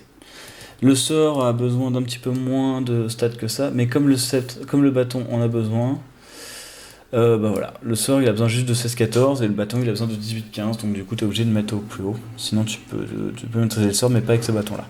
Donc là je vais au feu juste pour équiper le sort dans mon inventaire. Voilà, alors c'est pas, je t'appelle ça un sort mais en fait c'est une malédiction, ça s'appelle comme ça dans ce jeu là. Parce qu'en fait les sorts c'est la magie, les miracles c'est la foi et les malédictions c'est les deux combinés. Et il me semble qu'il n'y a pas de pyromancie dans ce Dark Souls là à vérifier, mais je vois pas d'endroit où il y en a. Donc là, je tue les mecs, parce que je tue en un coup, ils sont très faibles. Et par contre, si eux ils me touchent, ils peuvent me faire tomber. Et en fait, c'est pas vraiment souhaitable de tomber. Je me rappelle qu'on vise une partie de moins de 2 heures, donc a priori, c'est pas mal de pas tomber quoi. Donc là, ça s'acharne très vite, donc faut tout de suite le tuer pour aller dans le couloir à l'abri des attaques des autres. Et là, il se trouve qu'un coup n'a pas suffi, mais parfois ça suffit. Donc là, il y a un feu sous moi, mais je suis en mode turbo, donc du coup, pas le temps. Donc c'est une zone qui est pas très dure, mais là, par exemple, si on prend le pont sans prendre la rampe, on se retrouve un peu assiégé d'ennemis qui nous attendent. Donc ça nous permet en fait d'avoir un peu de marge de manœuvre, sachant qu'on a un ennemi qui n'est pas contrôlable via l'écran d'élégance, c'est-à-dire il ne tombera pas dans le piège. Donc là, en fait, je suis obligé d'actionner un interrupteur parce qu'il y a le pont qui est en l'air. Donc là, je tue les ennemis qui peuvent m'embêter une fois pendant que j'attends que le pont descende, parce que le fait d'actionner l'interrupteur que je vais mettre là maintenant active le pont, mais excite aussi un petit peu les ennemis. Et du coup, je lance un crâne pour que les ennemis ne s'intéressent pas à moi, et juste en attendant que le pont se descende. Donc là, il se trouve que je pensais que le crâne était encore actif, mais non. Malheureusement, je me prends des dégâts, donc écoute, pas très grave, hein, vu que j'ai pas mal de vie là par rapport au moment du jeu. En fait, c'est un peu bizarre parce que je suis à la fois en avance, à la fois pas en avance, parce qu'en fait, j'ai pas coupé de trucs, c'est juste que j'ai pris le chemin le plus rapide pour être le plus fort, le plus vite. Mais techniquement, je suis pas en avance. Enfin, genre, il n'y a pas un boss que je suis pas censé affronter maintenant. Il y a limite même, il y a des mini-boss que je n'ai pas battus parce qu'ils sont pas essentiels dans la partie. Et en fait, je suis pas en avance, mais je suis pourtant déjà très fort parce que mon équipement est top au maximum et que du coup mes stats, il y a une économie de stats et de soins, etc. Mais du coup, en fait, je fais des dégâts forts, mais voilà, enfin, je veux dire, avec une autre arme un peu plus puissante, il y a moyen aussi de taper très fort. Donc là, j'en profite que je suis sur la petite plateforme qu'il faut atteindre avec un saut parce que sinon on n'y arrive pas. J'en profite pour ensorceler l'arme parce que je sais que la porte du boss est bientôt et que j'aurai pas forcément le temps de faire juste devant. Parfois il y a des ennemis qui me suivent. Donc autant rentrer le plus vite possible dans ces portes-là. Donc là c'est un boss, c'est un peu comme tout à l'heure, c'est un boss qui n'en est pas vraiment. C'est-à-dire qu'on a trois boss qui seront très résistants, hein, ils résistent à 2 coups. Et, et en fait il y a une multitude d'ennemis après. Donc en fait moi je peux pas appeler ça un boss en fait. Il n'y a pas de boss, quoi. C'est juste une nuée d'ennemis. Donc voilà, là, j'en profite qu'ils sont en train d'apparaître pour les tuer au moment où ils apparaissent. Ça me fera ça de moins à tuer une fois qu'ils sont excités, parce qu'une fois qu'ils sont excités, ils attaquent en masse. Et j'ai pas toujours l'avantage. Donc c'est d'où l'intérêt d'avoir cette arme là qui attaque très proche, très loin devant elle. C'est presque une lance, hein, tellement elle fait des pointures, hein. Voilà, donc là je suis un peu forceur, mais je sais qu'en fait il faut que je tape pas mal pour avoir le moins d'ennemis à tuer. En gros, plus je les tue vite, mieux c'est. Parce que en gros, en un 2 coups, ils sont morts. Mais attention parce que on peut en prendre aussi. Donc là, j'ai quand même fait bien le ménage. Voilà, là, faut faire attention. Voilà, ils me font pas très mal. En tout cas, un seul ennemi ne me fait pas très mal. Donc du coup, ça me va très bien. Ça me dérange pas de me prendre des coups du moment que je les tue plus vite. Donc là, c'est plutôt un beau combat. C'est plutôt un beau combat parce que j'ai pas eu besoin de me soigner pour le battre et j'ai pas eu besoin non plus de faire 12 fois le tour de l'arène. Donc voilà, donc là je me soigne et c'est aussi un test pour voir combien soigne la gemme, c'est-à-dire que j'ai à peu près allez, un quart de ma vie je pense. Et du coup elle me soigne, je pense que la grande gemme ça doit être 50%. 50% ou 60% de ta vie totale, enfin de la vie totale que j'ai là. Donc en valeur pure je ne sais plus parce que je dois pas être loin de 2000. Donc ça doit être... Est-ce que c'est 1000 Est-ce que c'est 1000 la grande gemme? J'ai un petit doute. Parce que du coup, ça veut dire que la petite gemme c'est 300 et la grande c'est 1000. L'écart me paraît un peu grand, donc à vérifier. Ça pour le coup, j'avoue que je ne sais pas exactement. De toute façon, vu qu'on n'a pas le nombre de PV qu'on a exactement, enfin sauf quand on va dans l'inventaire, mais bon. Mais en fait, on a que le maximum. On n'a pas forcément celui qu'on a actuellement. Et du coup, c'est vrai, bon, c'est pas très intéressant. De toute façon, on est toujours un peu dans l'à peu près. En fait, on se soigne jusqu'à ce qu'il y ait plus de place en haut. Et puis, s'il y a juste un petit trait, c'est pas très grave. Parce que pour le coup, on n'a pas de bonus de dégâts. Si on a toute notre vie, pas comme dans le 3, où c'est vrai qu'il y a un anneau qui permet ça. Voilà, encore faut-il avoir toute sa vie longtemps. Mais c'est vrai que c'est pas mal quand tu cours entre les boss. Parce que ça te permet parfois de battre un ennemi plus vite en donnant un coup puis un autre tout de suite. Et donc lui n'a pas eu le temps de te toucher. Donc voilà, donc là je passe par la droite parce qu'il y a un ennemi sur l'espèce de pont et il y a des géants qui me jettent du feu. J'en profite pour ensorceler mon arme parce que je sais que le boss est pas très loin et d'ailleurs il ressemble à une créature, on va dire, de la culture populaire.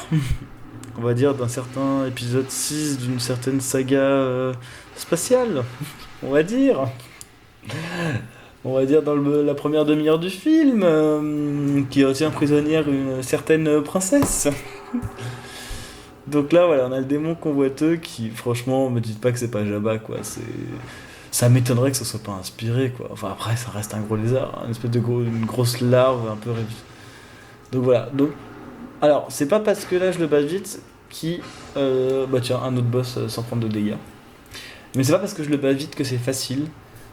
Parce que celui-là c'est dur, enfin faut vraiment pas faire attention pour mourir contre lui parce que on lui fait beaucoup de dégâts, il a pas beaucoup de défense et il riposte pas beaucoup. C'est peut-être le boss qui riposte le moins. Là je reste juste pour recharger mes fioles et mes sorts. Pour être sûr de pas en manquer parce que là j'en mets un et je voulais pas qu'il m'en reste qu'un. Mais voilà, bon, Jabba il est pas très fort mais il peut rouler, il peut quand même donner des petits coups donc faut quand même faire attention. Il n'y a aucun boss qui est donné à Dark Souls. Donc là, je sais que l'espèce de gros bibendum avec sa masse, il a touché le poison, donc il est empoisonné, donc en fait il va mourir à petit feu. Là, comme je suis arrivé en courant, je lui ai donné un coup qui l'a bloqué. Et donc du coup, il peut plus se défendre. Là, je me mets sur le côté parce que eux en fait ils ont pas de tête et ils lancent des poignards et ils peuvent t'enchaîner, c'est un peu des ninjas, des assassins. Alors où sont leurs têtes, je ne sais pas, mais vu que le boss n'a pas sa tête sur les épaules non plus, voilà. Et donc là, je vais passer cette fumée pour justement accéder à un feu. Et ce feu ne sert de base de checkpoint pour le boss et tu rates, mais surtout à allumer une torche. Et là, je me rends compte que je n'ai pas de torche. Je me dis, tiens, c'est bizarre, j'appuie, mais j'ai pas de torche. Donc là, je me dis, bah tant pis, j'y vais quand même, j'ai pas le choix. Mais clairement, je fais pas le malin, parce que je sais que ça va être compliqué.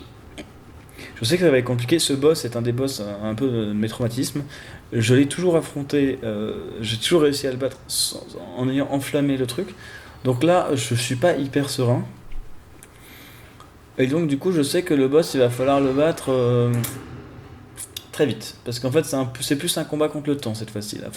D'habitude, tu peux un peu zoner, attendre qu'il frappe et riposter. Là, c'est un mode, il va falloir le devancer. Donc là, toute cette zone est envahie de poison, chose qui n'arrive pas d'habitude. Donc là, je sais pas ce que j'ai foutu. Et là, je me prends un coup, alors je ne sais pas comment. Et moi, comme un con, je me soigne. Ce qui m'empêche de passer la porte parce que les ennemis ont décidé de me faire chier. Donc là, je me soigne. Je me dis, bon, c'est pas grave. Je retente. Et là, je vois que les mecs vont pas me lâcher. Donc du coup, je décide. Je perds combien? Là, on est à combien? Je décide de pas mourir. Je tente une dernière fois. Je me rends compte que c'est pas bon. Donc là, ça me fait chier. Mais je sais très bien que si j'entre dans l'arène comme ça, je ne battrai pas le boss. Donc tant pis. J'accepte de perdre ces 30 secondes, la limite de tout à l'heure qui était restée. Là, tant que je suis un peu vert, mon corps est en train de s'empoisonner. Et s'empoisonner, c'est quand même perdre de la vie en permanence assez vite. Donc du coup, c'est vraiment pas un jeu très drôle. Donc du coup, là, je blinde de gemmes de vie, vu qu'elles sont progressives, pour qu'elles résistent. Elles contrebalancent le poison. Voilà, là on voit que la truc, ça bataille un petit peu. Je réinstalle mon sort, et là, je me dis coûte que coûte, et j'y vais. Les gars m'ont suivi, donc je pense qu'ils sont morts empoisonnés. Et donc là, la méduse. Donc là, important d'esquiver, parce que sinon, après, tu te retrouves par terre. Donc là, je lui donne 3 coups. Important d'esquiver. je lui redonne 2 coups. Euh, et là, je sais qu'il faut que je me speed, il faut que j'évite la prochaine attaque parce que sinon je suis mort. Et là, je comprends pas pourquoi ça tape pas. Donc voilà, je perds de ma vie, je sais que c'est compliqué. Il se trouve qu'elle revient vers moi. Et donc avec mon arme, je fais suffisamment de dégâts. Et là, je sais que c'est pas parce que j'ai battu le boss que je suis sauvé. Tant que je suis vert, je suis empoisonné. Et donc du coup, je me blinde de gemmes de vie. Là, techniquement, j'ai largement assez pour remplir ma barre de vie complète. Mais tant que je suis empoisonné, et j'en suis pas sûr, donc j'y vais juste le temps de tenir jusqu'au prochain feu. Donc là, ascenseur, donc qui dit ascenseur dit optimisation. Donc je mets mes âmes. Et donc voilà, Mita, la reine funeste, et un boss qui m'a traumatisé parce que, en fait, elle a des attaques un peu longues, un peu de distance. Et je sais pas, c'est un des boss sur lequel j'ai beaucoup buté, surtout que le poison, ça me rendait fou parce que quand je découvrais le jeu, je me dis, mais non seulement il y a le poison, mais en plus, je suis de plus en plus maudit, donc j'ai de moins en moins de vie, donc de moins en moins de marge. Je me suis dit, mais c'est pas possible. Et je ne sais plus comment j'ai deviné. Je crois que c'est le jeu qui me l'a dit, mais je sais plus où il me l'a dit, que on pouvait enchaîner, enflammer le truc. Il y a peut-être un mot des joueurs par terre qui disait enflamme ça, nanana. Mais bref, je me souviens que quand j'ai trouvé ça, même après ça, j'avais quand même du mal à battre ce boss. C'est un boss qui, même si j'ai assez eu peu une mauvaise surprise depuis que j'ai refait le jeu, me fera toujours peur. Tout comme les deux prochains, là, le prochain, je me souviens que quand j'ai refait le jeu, je me suis dit, mais pas moyen de le battre. Donc là, je fonce à droite. Le chemin normal était tout droit, mais là, j'ai besoin d'acheter la dernière branche d'embaumement. Embaumante, la branche embaumante. Là, il y a un espèce de spectre qui m'a envahi. Donc là, je me prends un coup, bon, pas très grave. Ce qui m'importe, c'est pas forcément d'avoir toute ma vie, c'est juste d'avoir assez de vie pour avoir la marge de faire ce que je vais devoir faire. C'est-à-dire sauter pour skipper. C'est pas de la triche, c'est prévu pour, mais c'est pas facile. Voilà, faut faire un beau saut assez long pour arriver sur cette toute petite plateforme. Il y a un angle, ouais, je dirais entre 5 degrés à peu près. Genre en fait, il faut vraiment bien verrouiller la direction. Donc là, normalement, je l'ai tué en un coup. Là, je ne comprends pas, je le tue en 2. Mais le principal, c'est qu'il n'y en ait plus qu'un. Donc là, je me reprends une fois, je sais pas avec quel angle il a trouvé. Mais comme j'ai pas mal de vie, il n'arrive pas à me tuer et il n'arrive pas à m'enchaîner. Donc là, je vais lui donner un deuxième coup. On voit pas trop avec les caméras, mais en fait, je vais lui donner un deuxième coup. Donc là, je vais descendre en douceur, tuer le garde, lui, qu'on peut ne pas voir. Donc si on fonce, quand on y va par l'autre chemin, on peut ne pas le voir. En plus, il a l'air loin, mais en fait, ils ont des arcs qui te tirent des parasols. Là, j'ai esquivé la flèche, je suis assez content. Et lui, eux, faut 3 coups. Et il faut vraiment taper juste, parce que si tu tapes à côté, tu ne le toucheras pas. Et lui, par contre, il peut te toucher. Donc vraiment, c'est le monde de lave là, ce monde de lave là, je pense que c'est l'endroit du jeu, je dirais le plus punitif avec le fond du puits là, mais le fond du puits c'est horrible quoi, c'est imposé de partout. Donc là ce boss là, il est un petit peu résistant, mais il te fait surtout beaucoup de dégâts, donc en fait il fait mal et il est moyennement résistant, mais c'est surtout qu'en fait il a pas mal d'attaques différentes, c'est-à-dire qu'il attaque vite, et il attaque. Ses attaques sont rapides, mais il attaque mais il y a beaucoup d'écart entre ses attaques quand il enchaîne pas. Et donc, comme il se fait mal pour faire plus de dégâts, bah, il y a pas mal de fenêtres où il te laisse le frapper. Donc, faut juste détecter là où tu peux ou tu peux pas. Mais quand tu le colles, en général, ça se passe bien. Mais c'est un boss qui est un peu dur parce que. Enfin, dur. Même si là j'ai esquivé les attaques, faut vraiment esquiver au dernier moment quoi. Sachant que là le retour on n'est pas sûr qu'il passe, enfin bref. C'est pas un boss facile je trouve. Et surtout vu l'endroit où il est, si tu le rates tu dois tout retaper. Et c'est ça en général qui te ruine. Parce que là il y a le feu, il y a un long chemin pareil sur le boss, il y a aussi pas mal d'endroits où tu peux rater. Et donc du coup... tout est un peu punitif. Mais là, comme j'ai quand même verrouillé le feu, j'ai déjà, entre guillemets, une petite sécurité. Genre, ma run n'est pas foutue. Ce qui aurait été le cas si j'avais perdu contre le boss. Donc là, faut tuer ces gardes-là. Je me prends un coup. C'est pas grave, on enchaîne. Je veux dire, avec toute la vie que j'ai, ça me fait pas mal. J'aime bien avoir toute ma vie, mais globalement, c'est pas... Là, c'est juste qu'il faut pas que je me retrouve submergé par les ennemis, mais a priori ça va. Donc là, celui-là il peut être chiant. Et donc là, je cours et j'essaie de prendre le raccourci. Et je pense que je saute un petit peu trop tard. Parce que du coup, le saut n'est pas. Je suis pas assez haut au moment où j'arrive sur la plateforme. Et ça m'était arrivé la dernière fois aussi. Chose qui m'arrivait assez rarement parce que normalement, j'aimais bien. Enfin, je sais pas que j'aimais bien, mais ça est bien sorti. Donc là, voilà. J'ai perdu un peu de temps, mais j'ai pas perdu trop de temps. J'ai perdu, je pense, un peu moins d'une minute. Donc c'est pas une mort très punitive. Par contre, là, j'ai plus le droit à l'erreur. Donc c'est soit j'accepte de reprendre le risque, quitte à re-rater, et ça, c'est très dommageable. Soit je joue la sécurité, je perds un petit peu de temps, mais tant pis. Et c'est l'option que je vais choisir. Je me dis, bah tant pis, je vais tout faire en courant, je vais pas faire le saut, mais je perds pas tant de temps que ça. J'ai perdu plus de temps en ratant que c'est. Enfin, si j'avais pris le chemin normal dès le départ, j'aurais sûrement réussi plutôt. Donc là, pareil, lui il faut le tuer. Là ensuite, il y a un gros archer qui est méchant. Je me dis que je peux l'éviter et je ne savais pas qu'il y avait un ennemi là. Et ce qui est horrible, c'est que la trave est piégée et donc si on y va, bah le truc s'effondre. Donc là, j'accepte de passer dans les flammes. Je passe la porte vu que c'est des tortues, elles sont très lentes. J'aurais préféré qu'elles se prennent les flammes parce que les flammes les blessent aussi. Et là, je fonce, je vais en avant, je tue lui le plus vite possible. Et là, la question c'est, je me retourne ou pas. Je vois deux tortues, je me dis, j'ai peut-être le temps. Donc là, je fonce. Lui, il faut vraiment le toucher deux ou. D'habitude, il faut le toucher trois fois pour être sûr de le tuer. Alors lui, on l'a pas vu parce qu'en fait, il était en haut des escaliers quand. Il était en haut des escaliers quand on est descendu. Là, je le tue facilement et la tortue s'éloigne. C'est ce qui arrive parfois quand les ennemis arrivent un petit peu au bout de leur zone d'action. Mais c'est parce que c'est celui qui, je pense, était le plus loin entre les deux tortues et il l'a dépassé, donc du coup, voilà, ça me sourit. Après, en one-to-one, c'est pas grave, même si je m'étais pris un coup. Donc là, j'essaie de passer dans les flammes, je me prends quand même un coup. Je sais que je sais que je me fais frapper. Donc là, je bourrine les gâchettes en me disant de toute façon, il faut que je le tue avant qu'il me frappe. Je suis pas sûr qu'il me tuait, mais dans tous les cas, dans ces cas-là, on sécurise. Donc je bourrine de toute façon les touches, ça me coûte rien. Et voilà, donc c'est un peu pour tous ces couloirs un petit peu traîtres que l'épée est très importante parce que si j'avais une hache qui frappait en diagonale, bah, le nombre de fois que tu frappes dans le mur, eux ne frappent pas dans le mur. Donc du coup, c'est des coups. C'est de l'endurance consommée pour rien.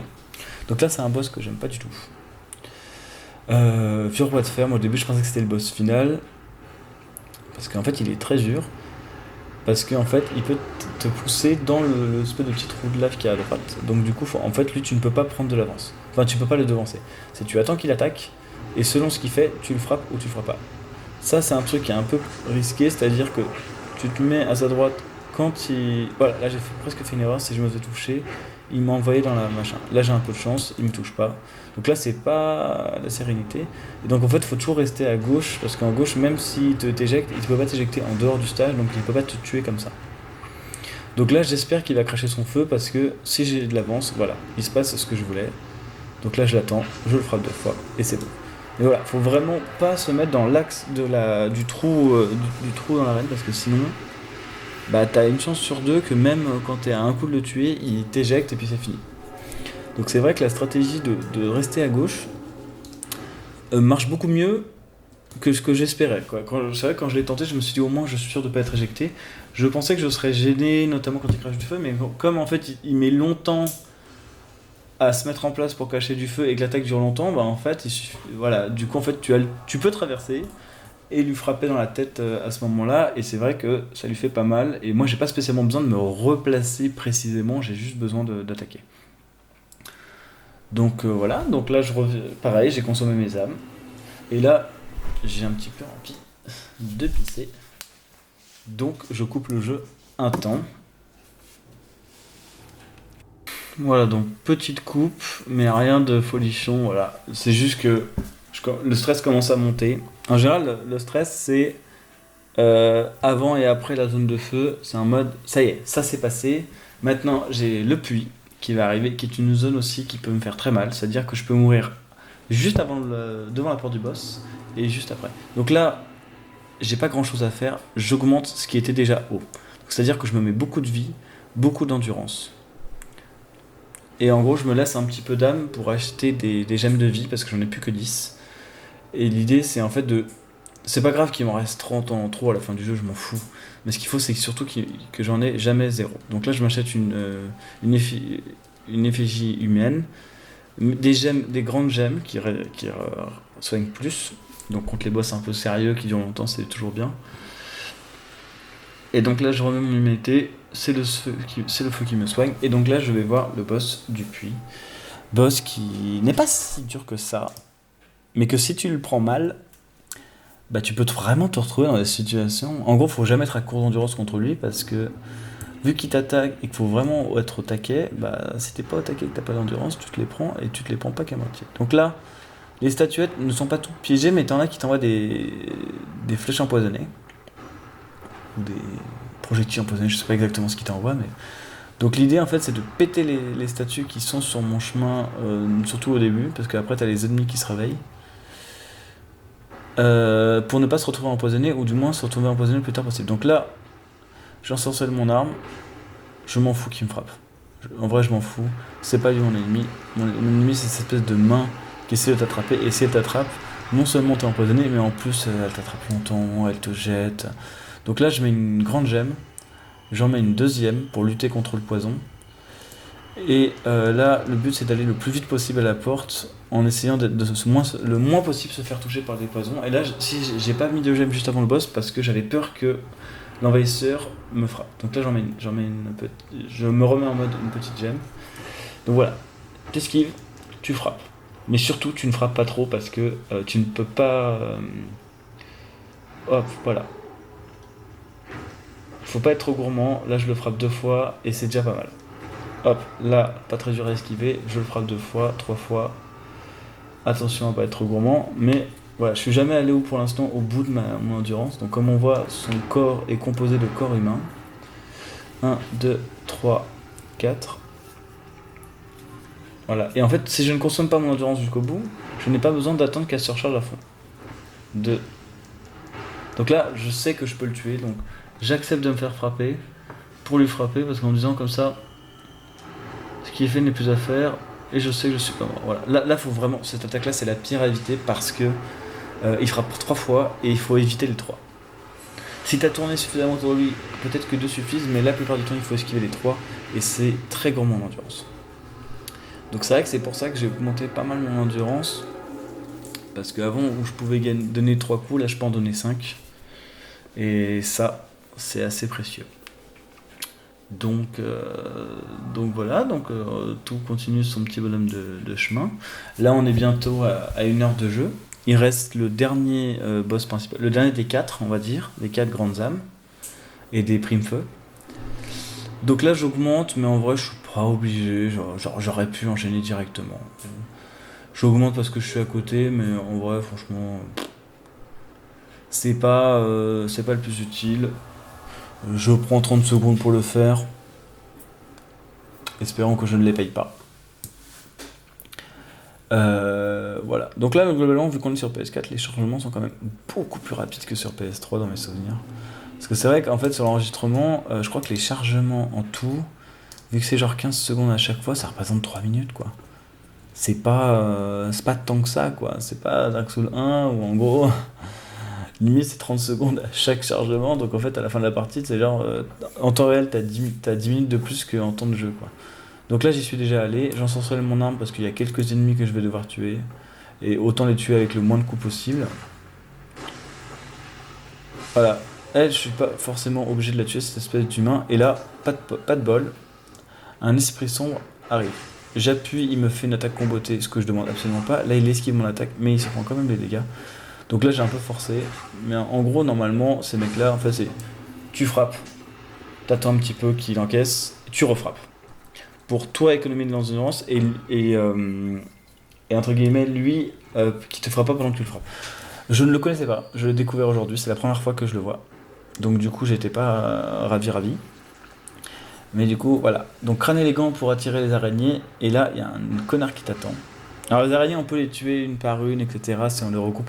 C'est pas hyper dur, mais c'est plus long. Lui, il est un peu chiant là. C'est pour ça que j'ai ensorcelé mon arme. C'est pour être sûr qu'en 2 coups, je le tue. Parce que s'il en faut 3 et que le crâne il est en bout et qu'en plus les araignées commencent à revenir, bah il suffit que lui, en fait, faut le tuer avant qu'il te frappe parce que s'il te frappe, ça te fait un petit coup en arrière, tu peux te faire refrapper par les araignées et ensuite si tu commences à monter l'échelle, bah comme on a vu en début de partie, bah ils peuvent te frapper et donc t'empêcher de monter. Enfin bref, après t'es dans une impasse. Donc là, une énorme araignée et des petites araignées qu'il faut tuer le plus vite possible pour ne pas qu'elles te gênent pendant le combat. Et là, je fais un début de combat franchement pas terrible. Je perds 30, entre 30 et 40% de ma vie alors que je l'ai même pas touché. J'ai pas tué beaucoup d'araignées, donc là je pensais l'avoir tué, je ne l'ai pas tué. Donc voilà, là j'ai tué, il me semble, toutes les araignées. Il y en a peut-être une qui va revenir à un moment. Mais donc voilà. Et là je sais pas pourquoi, je sens mes jambes, les jambes de mon personnage très molles.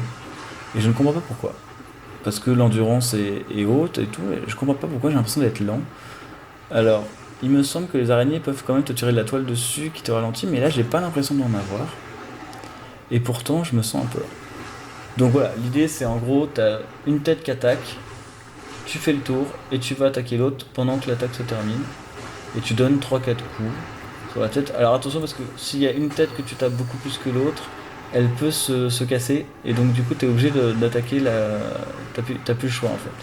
Donc c'est pas mal en gros d'attaquer, d'attendre que la tête que tu as attaquée fasse son animation d'attaque et ensuite tu vas voir l'autre. Comme ça c'est toujours une sur deux.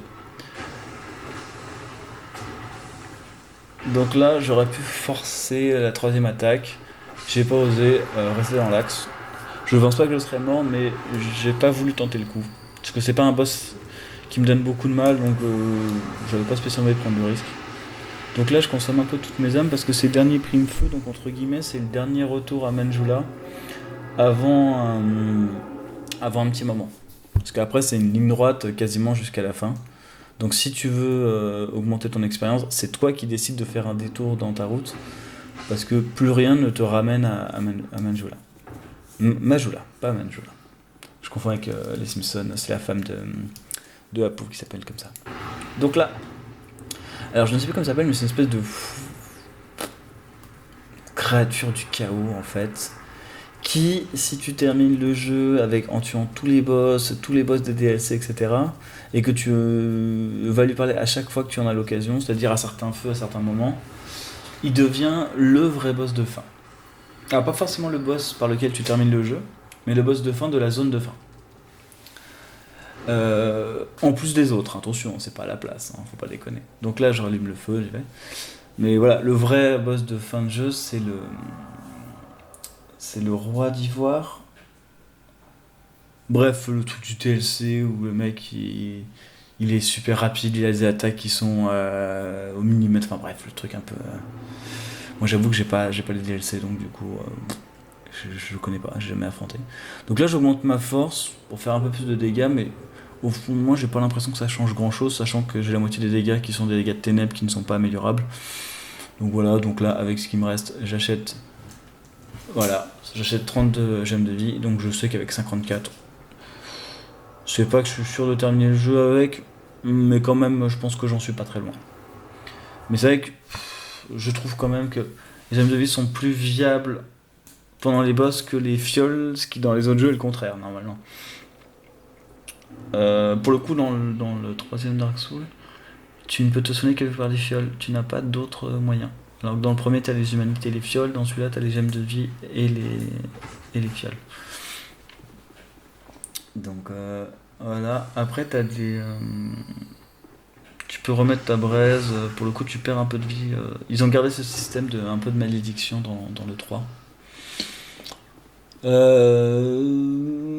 Moi perso je sais pas trop quoi en penser parce que d'un côté je me dis bah quand tu sais déjà jouer bah t'arrives à contourner le problème parce que tu bats les boss enfin t'as pas besoin de 5 essais mais quand t'as besoin de 15 essais et que t'as plus d'âme et que t'as besoin de racheter une humanité qui coûte 1005 et que t'as plus d'âme et que tu dois aller farmer des boss des petits ennemis de merde pour y aller, je sais pas, je trouve que ça ralentit. Je suis pas sûr d'avoir je sais pas, je me demande si ça augmente pas la difficulté un petit peu gratuitement sans forcément la rendre plus intéressante quoi. Parce qu'à partir du moment où tu auras, c'est qu'a priori tu maîtrises pas complètement ton sujet, donc te rendre ça encore plus dur. Bon, je voilà, je saurais pas dire pourquoi. Je vais avoir du mal à défendre cet aspect-là. Donc là, je connais la suite du jeu, donc j'en sorcelle tout de suite parce que j'ai des ennemis qui m'attendent avec des arcs, les deux connards là. Et lui. Et lui, il va me suivre jusqu'au bout, jusqu'à très très très très loin, si je le tue pas. Donc je le tue tout de suite avant d'être confronté avec des autres ennemis. Et là, il y a à peu près le même personnage. C'est le même personnage que celle qui nous augmente les niveaux. Et là, elle nous donne des petits conseils par-ci par-là, suivant notre progression. Et du coup, on la voit une ou deux fois encore après. Elle nous donne globalement ce qu'elle nous dit. Ça nous aide, entre guillemets, à savoir ce qu'on fait. Pas forcément à savoir comment le faire, mais au moins on comprend mieux pour ce qu'on fait. Donc là, il faut tuer les ennemis près des vases pour que l'âme de l'ennemi aille animer la statue. Ça, c'est la partie bleue de la statue. Et cette âme-là, la statue, une fois activée par l'âme de l'ennemi tué, va attraper le vase, le tourner, ce qui va activer un mécanisme. Il faut faire vraiment les deux côtés, parce que sinon ça ne marche pas. Et du coup, on va voir la porte. Et ça, faut faire attention à ça, parce qu'il y a un autre endroit aussi où ça se passe. Deux autres endroits d'ailleurs où ça se passe. Et c'est vrai que si tu le sais pas et que tu tues les ennemis un petit peu trop loin, tu peux te retrouver bloqué et t'as pas forcément compris pourquoi. Donc là, j'ai ensorcelé mon truc pour que cet ennemi-là meure en 3 coups. Et celui-là en 2 coups. Celui-là, pareil, il te suit très loin, il peut même t'empêcher de te soigner au feu. Donc voilà. Là, l'échelle, c'est pas la peine. J'ai la note chat, j'ai une vie qui fait. Alors en taille, je dirais qu'elle fait presque 800 pixels. Donc, et je crois que dans le jeu, ça fait à peu près 2000 PV, il me semble. Donc voilà, mais de toute façon, on va voir un peu mes stats à un moment parce que y a un ascenseur qui est un petit peu long et j'ai plus que ça à faire à ce moment-là. Donc là, j'ai régénéré les sorts. Il faut tuer ces deux ennemis le plus vite possible avant qu'ils travaillent trop et qu'ils commencent à t'attaquer pour que la porte s'ouvre. La porte s'ouvre relativement vite par rapport aux autres mécanismes qui fonctionnent comme ça. Donc faut vraiment tuer les deux parce qu'en fait, j'ai toujours tout détraité parce que dans la salle, il y a plus d'ennemis que ça qui se réveillent. Et évidemment, plus t'as d'ennemis, plus c'est compliqué. Donc là, pareil, t'as une statue qui est piégée. Bon, là, pour le coup, il te la montre longtemps en avance, donc tu ne peux pas la rater. Et elle va me suivre plus rapidement que prévu. Là, je pensais même qu'elle allait m'empêcher d'ouvrir la porte. Donc là, je me dis, bon, je vais vite. Si c'est passé la première fois, ça devrait passer la deuxième. Et donc, j'ai gagné un tout petit peu de terrain. Sachant que les ennemis ne sont pas à l'abri de se prendre les mêmes projectiles que nous. Donc du coup, il s'en est peut-être pris un que moi je me suis pas pris. Donc là, faut faire le chemin. Endroit que je trouve assez joli. Ça me fait penser un peu à Norlondo, mais je sais pas, j'aime bien. En plus, j'aime bien le design des guerriers à moitié de pierre. Là, je sais pas, je l'aime bien. Et là, il y a un imposteur anonyme qui vient. Alors là, à gauche, il y avait une espèce de reine qui nous disait aide-moi, gna gna gna. Alors c'est toujours pareil dans Dark Souls. Est-ce qu'on doit croire ce qu'on voit ou pas? Il y a des malédictions qui durent très très longtemps. Est-ce qu'ils se jouent de nous? Est-ce que c'est pour ses propres intérêts? Bref, on ne sait pas. Donc là, on arrive et il y a un double ennemi. Double ennemi qui ils sont aucun effort individuellement, mais t'en as un qui tire des flèches. Donc du coup, voilà. Donc moi, ma stratégie, c'est de le blesser le plus vite possible en espérant le tuer. Et là, je pensais le tuer au coup d'avant. Bon, j'ai réussi à le tuer en forçant. Et lui, en fait, c'est à peu près les mêmes patterns, mais il met entre coups. Donc du coup, ce qu'il faut vraiment éviter dans ce boss là, c'est se retrouver avec le premier boss que t'as pas encore battu, avec le nouveau, parce que les deux t'attaquent et ils ont des attaques un petit peu horizontales, un peu vers le bas, donc en fait elles sont assez difficiles à éviter et elles frappent d'assez loin. Donc voilà, donc ça, j'ai allumé le feu pour y retourner parce que c'est la porte d'entrée de la suite du monde, mais j'ai un petit détour à faire pour activer quelques trucs pour permettre à la porte de s'ouvrir. Donc là, je monte l'échelle le plus vite possible. Ensuite, j'ouvre la porte. Et il y a un premier truc vicieux qu'on va voir, c'est que tu penses ouvrir la porte, et non, t'as une espèce de fantôme d'Harry Potter qui te donne un grand coup d'épée. Alors, il m'a jamais tué, hein, mais il te donne un grand coup d'épée. Et c'est vrai que c'est facile de l'oublier. Donc là, il y a deux ennemis comme ça. L'idée, c'est en général, c'est d'en tuer un pour qu'il n'y en ait qu'un à gérer, et l'autre, tu le ramènes là où je vais, c'est-à-dire à côté de l'espèce de, de jarre. Voilà, donc deux attaques puissantes. Là, je vois que l'âme, elle est passée, donc je sais que l'action est activée, et là, je peux mourir, ça ne change rien. Que je meure, que je tue 12 milliards d'ennemis, que machin, il prendra le temps qu'il lui faut pour tourner la manivelle et activer le nouveau mécanisme qu'on va découvrir tout de suite. Donc là, clairement, j'ai le temps. J'ai plus d'âme vraiment à dépenser. Donc là, j'ai le temps de me soigner, de recharger mes sorts. C'est un moment en fait où je ne perds plus de temps. Donc c'est vrai que si j'étais, comment dire, toutes les âmes que j'ai dépensées avant, j'aurais pu les garder pour spécialement les dépenser ici, mais comme moi j'ai besoin d'être un peu plus fort pour être sûr d'arriver à ce moment-là, bah du coup je préfère les utiliser avant. Donc là j'active mon statut parce que voilà, j'attends que l'ascenseur descende et l'ascenseur descend et monte très lentement. Donc voilà, donc j'ai presque 2000 PV, j'ai 120 de constitution, sachant que il me semble que par défaut on est à 100. Donc du coup j'ai 20% de plus, sachant que j'avais 3 coups, donc j'ai entre 4 et 5. Sachant que c'est pas grave d'avoir, pour donner le dernier coup qui te vide ta jauge, t'as pas besoin que le coup soit complètement et l'endurance nécessaire. C'est-à-dire que même s'il te reste un petit fil, tu peux souvent donner quand même le dernier coup. Donc voilà, en attaque de force et de dex, j'ai 60, et en attaque de ténèbres, j'ai 94, donc c'est surtout des dégâts de ténèbres. Mais en gros, il m'indique qu'en tout, je fais 374 dégâts. Parce qu'il y a l'infusion, parce qu'il y a le machin, donc en fait, il faut compter, du coup, ça fait. Je sais pas exactement comment il compte, mais bref. Voilà, l'épée fait 160 de dégâts plus 160 de ténèbres. Ce qui fait évidemment 374, évidemment. Mais bon, en fait, comme je la tiens à deux mains, je rajoute un peu de force, etc. Donc c'est ça, plus la force, plus l'intelligence il me semble. Donc, il me semble que c'est ça. Donc c'est en fait, nous on a regardé les stats du personnage, plus les stats de l'arme. Et les deux, après les deux se combinent. Donc là, c'est la clé du roi qui est juste en bas. Et juste à côté, il y a une cage où il y a un mec qui est à l'envers. Et en fait, il te demande d'ouvrir la porte. Et pour ouvrir la porte, en fait, la clé est une espèce de lance en forme de clé. La lame est une clé. Et en fait, tu es obligé de lui transpercer l'œil. Pour ouvrir la porte, c'est horrible. En plus, il me semble que tu es en train de faire Ah.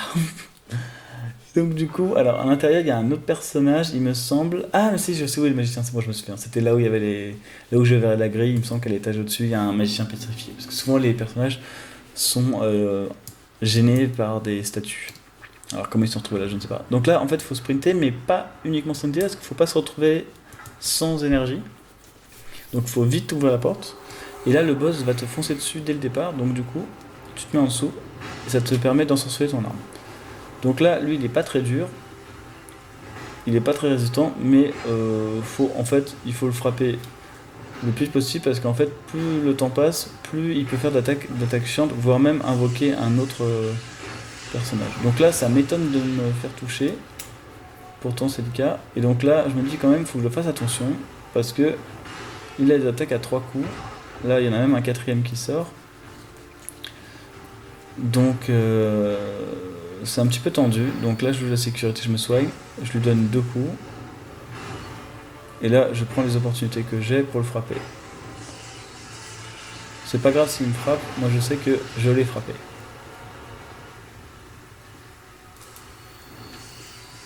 Donc là, je me mets à côté en espérant qu'il ne touche pas, sauf qu'il me touche. Mais je sais que lui, j'ai le temps de le toucher 2 fois sans qu'il me refrappe. Parce que lui-même, son attaque lui coûte plus. Donc c'est clairement pas mon plus bon combat. J'ai déjà réussi à ne pas me faire toucher par lui. Mais le problème, c'est que voilà, il m'a touché une fois, donc du coup, après, je suis un peu déréglé. Et c'est vrai que je ne suis pas. Parce que souvent, les ennemis, il faut quand même essayer de rester dans un angle qui les arrange pas pour les faire tourner en bourrique. Et lui, du coup, je n'ai pas pu. Donc voilà. Et donc là, j'arrive à la suite du jeu. Alors, le boss de cette zone n'est pas dur. Mais alors le chemin pour y parvenir est un enfer. Quand on découvre le jeu... Alors moi je joue à Scholar of the First Sin, qui pour le coup est une version PS4 et PC qui a un patch du premier jeu Dark Souls 2 qui est sorti. Et ils ont changé les trucs. Alors j'avoue que je suis pas assez expert parce que moi à l'époque je l'avais fait sur PS3 deux fois. Et j'avais joué très différemment d'une partie à l'autre. Le premier j'avais joué fois et le deuxième j'avais joué... Oh, je sais même plus. Je crois que j'ai essayé de jouer magicien mais j'ai complètement raté. Enfin bref. Je m'étais arrêté au boss de fois parce qu'il m'énervait. Mais donc voilà, la saison, on est entouré d'espèces de mages blancs, je trouve dont j'aime bien le look, mais qui en gros te font... Là, je sais pas pourquoi je le rate. Je me dis, bah tant pis, j'enchaîne parce que. En gros, en vitesse pure, je ne peux pas m'en sortir comme ça. Mais si j'arrive à ce que les ennemis soient derrière moi, je peux aller assez vite pour au moins allumer le feu. Et après, c'est pas grave si je meurs.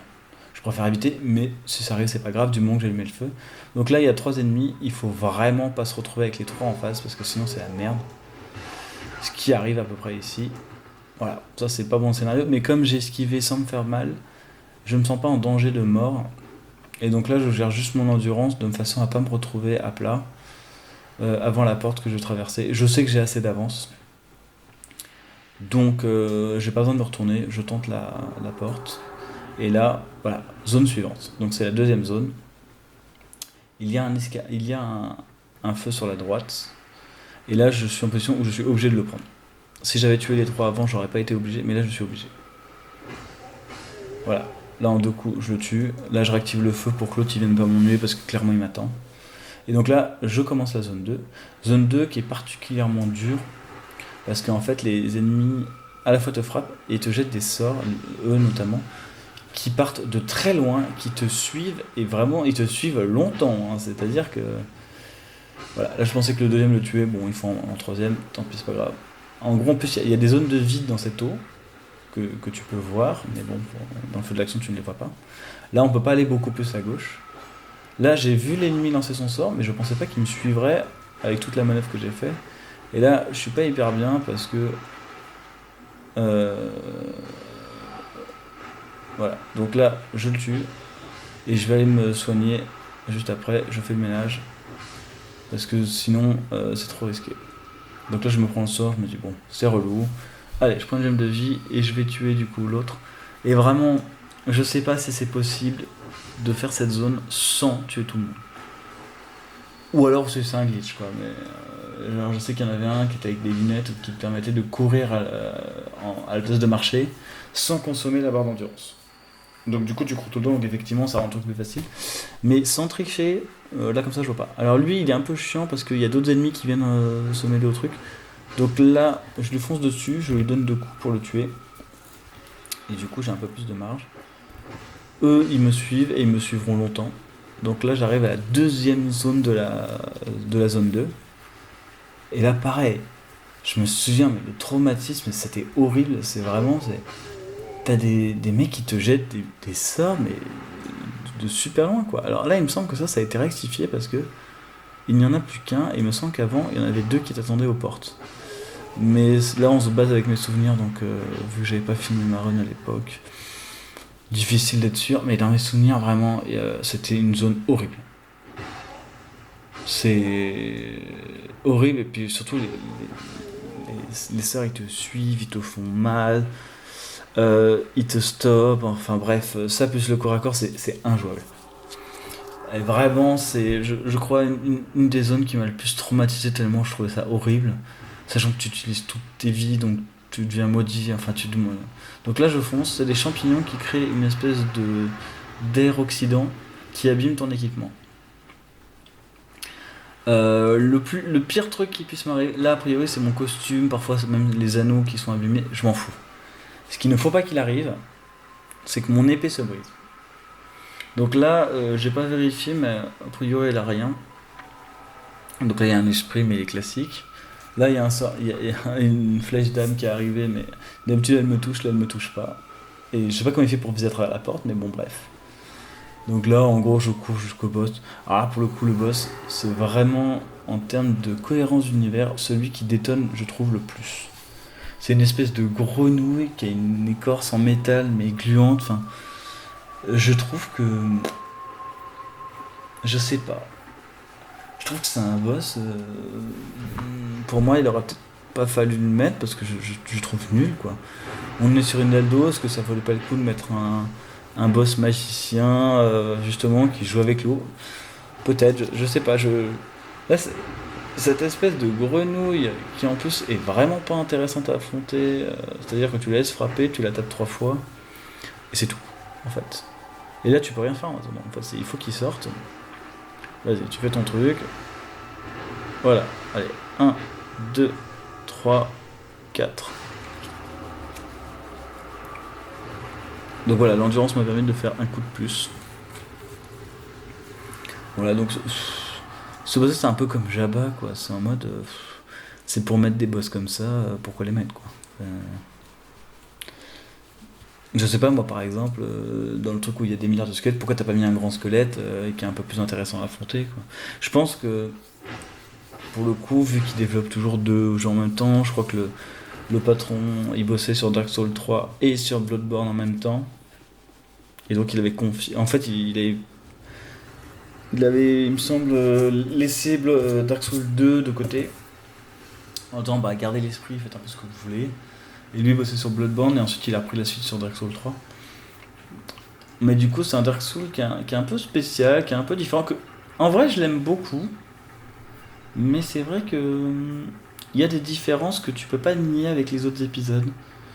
Je trouve que la gestion des coups, des esquives est un petit peu punitive. Je trouve que dans le 3, elle est mieux gérée, même si dans le 3, il y a des trucs un peu injustes. Donc là, il y a un feu. Et vu que je suis en mode où il faut pas que je rate, je me dis tant pis. Je le prends pas. Je le prends pas parce qu'en fait, il y a des espèces de spectres de feu, des espèces de démons de feu là qui va jaillir. Et il me fait perdre du temps et il m'énerve. Il me parle, il veut toujours parler. Enfin, bref. Donc là, d'habitude, j'ai pas de mal avec cet ennemi, mais là, il m'a frappé pas mal. J'ai 39 gemmes de vie, ça va aller. Et eux, c'est des boss un peu particuliers, c'est-à-dire qu'ils attendent que tu leur donnes 3 coups entre les boucliers pour se déplacer. Donc là, il se trouve que comme j'ai besoin de me soigner, je me recule, je me laisse le soigner. Là, je joue la ultra sécu, parce qu'après, il y a que des magiciens qui t'attendent. C'est genre, vraiment, tu sais, c'est comme quand tu sais, c'est comme quand t'as une corde molle que tu tends juste au moment où les gens passent pour les faire tomber, quoi. C'est vraiment les mecs qui t'attendent, ils sont dans ton axe pour te tirer dessus, quoi. C'est-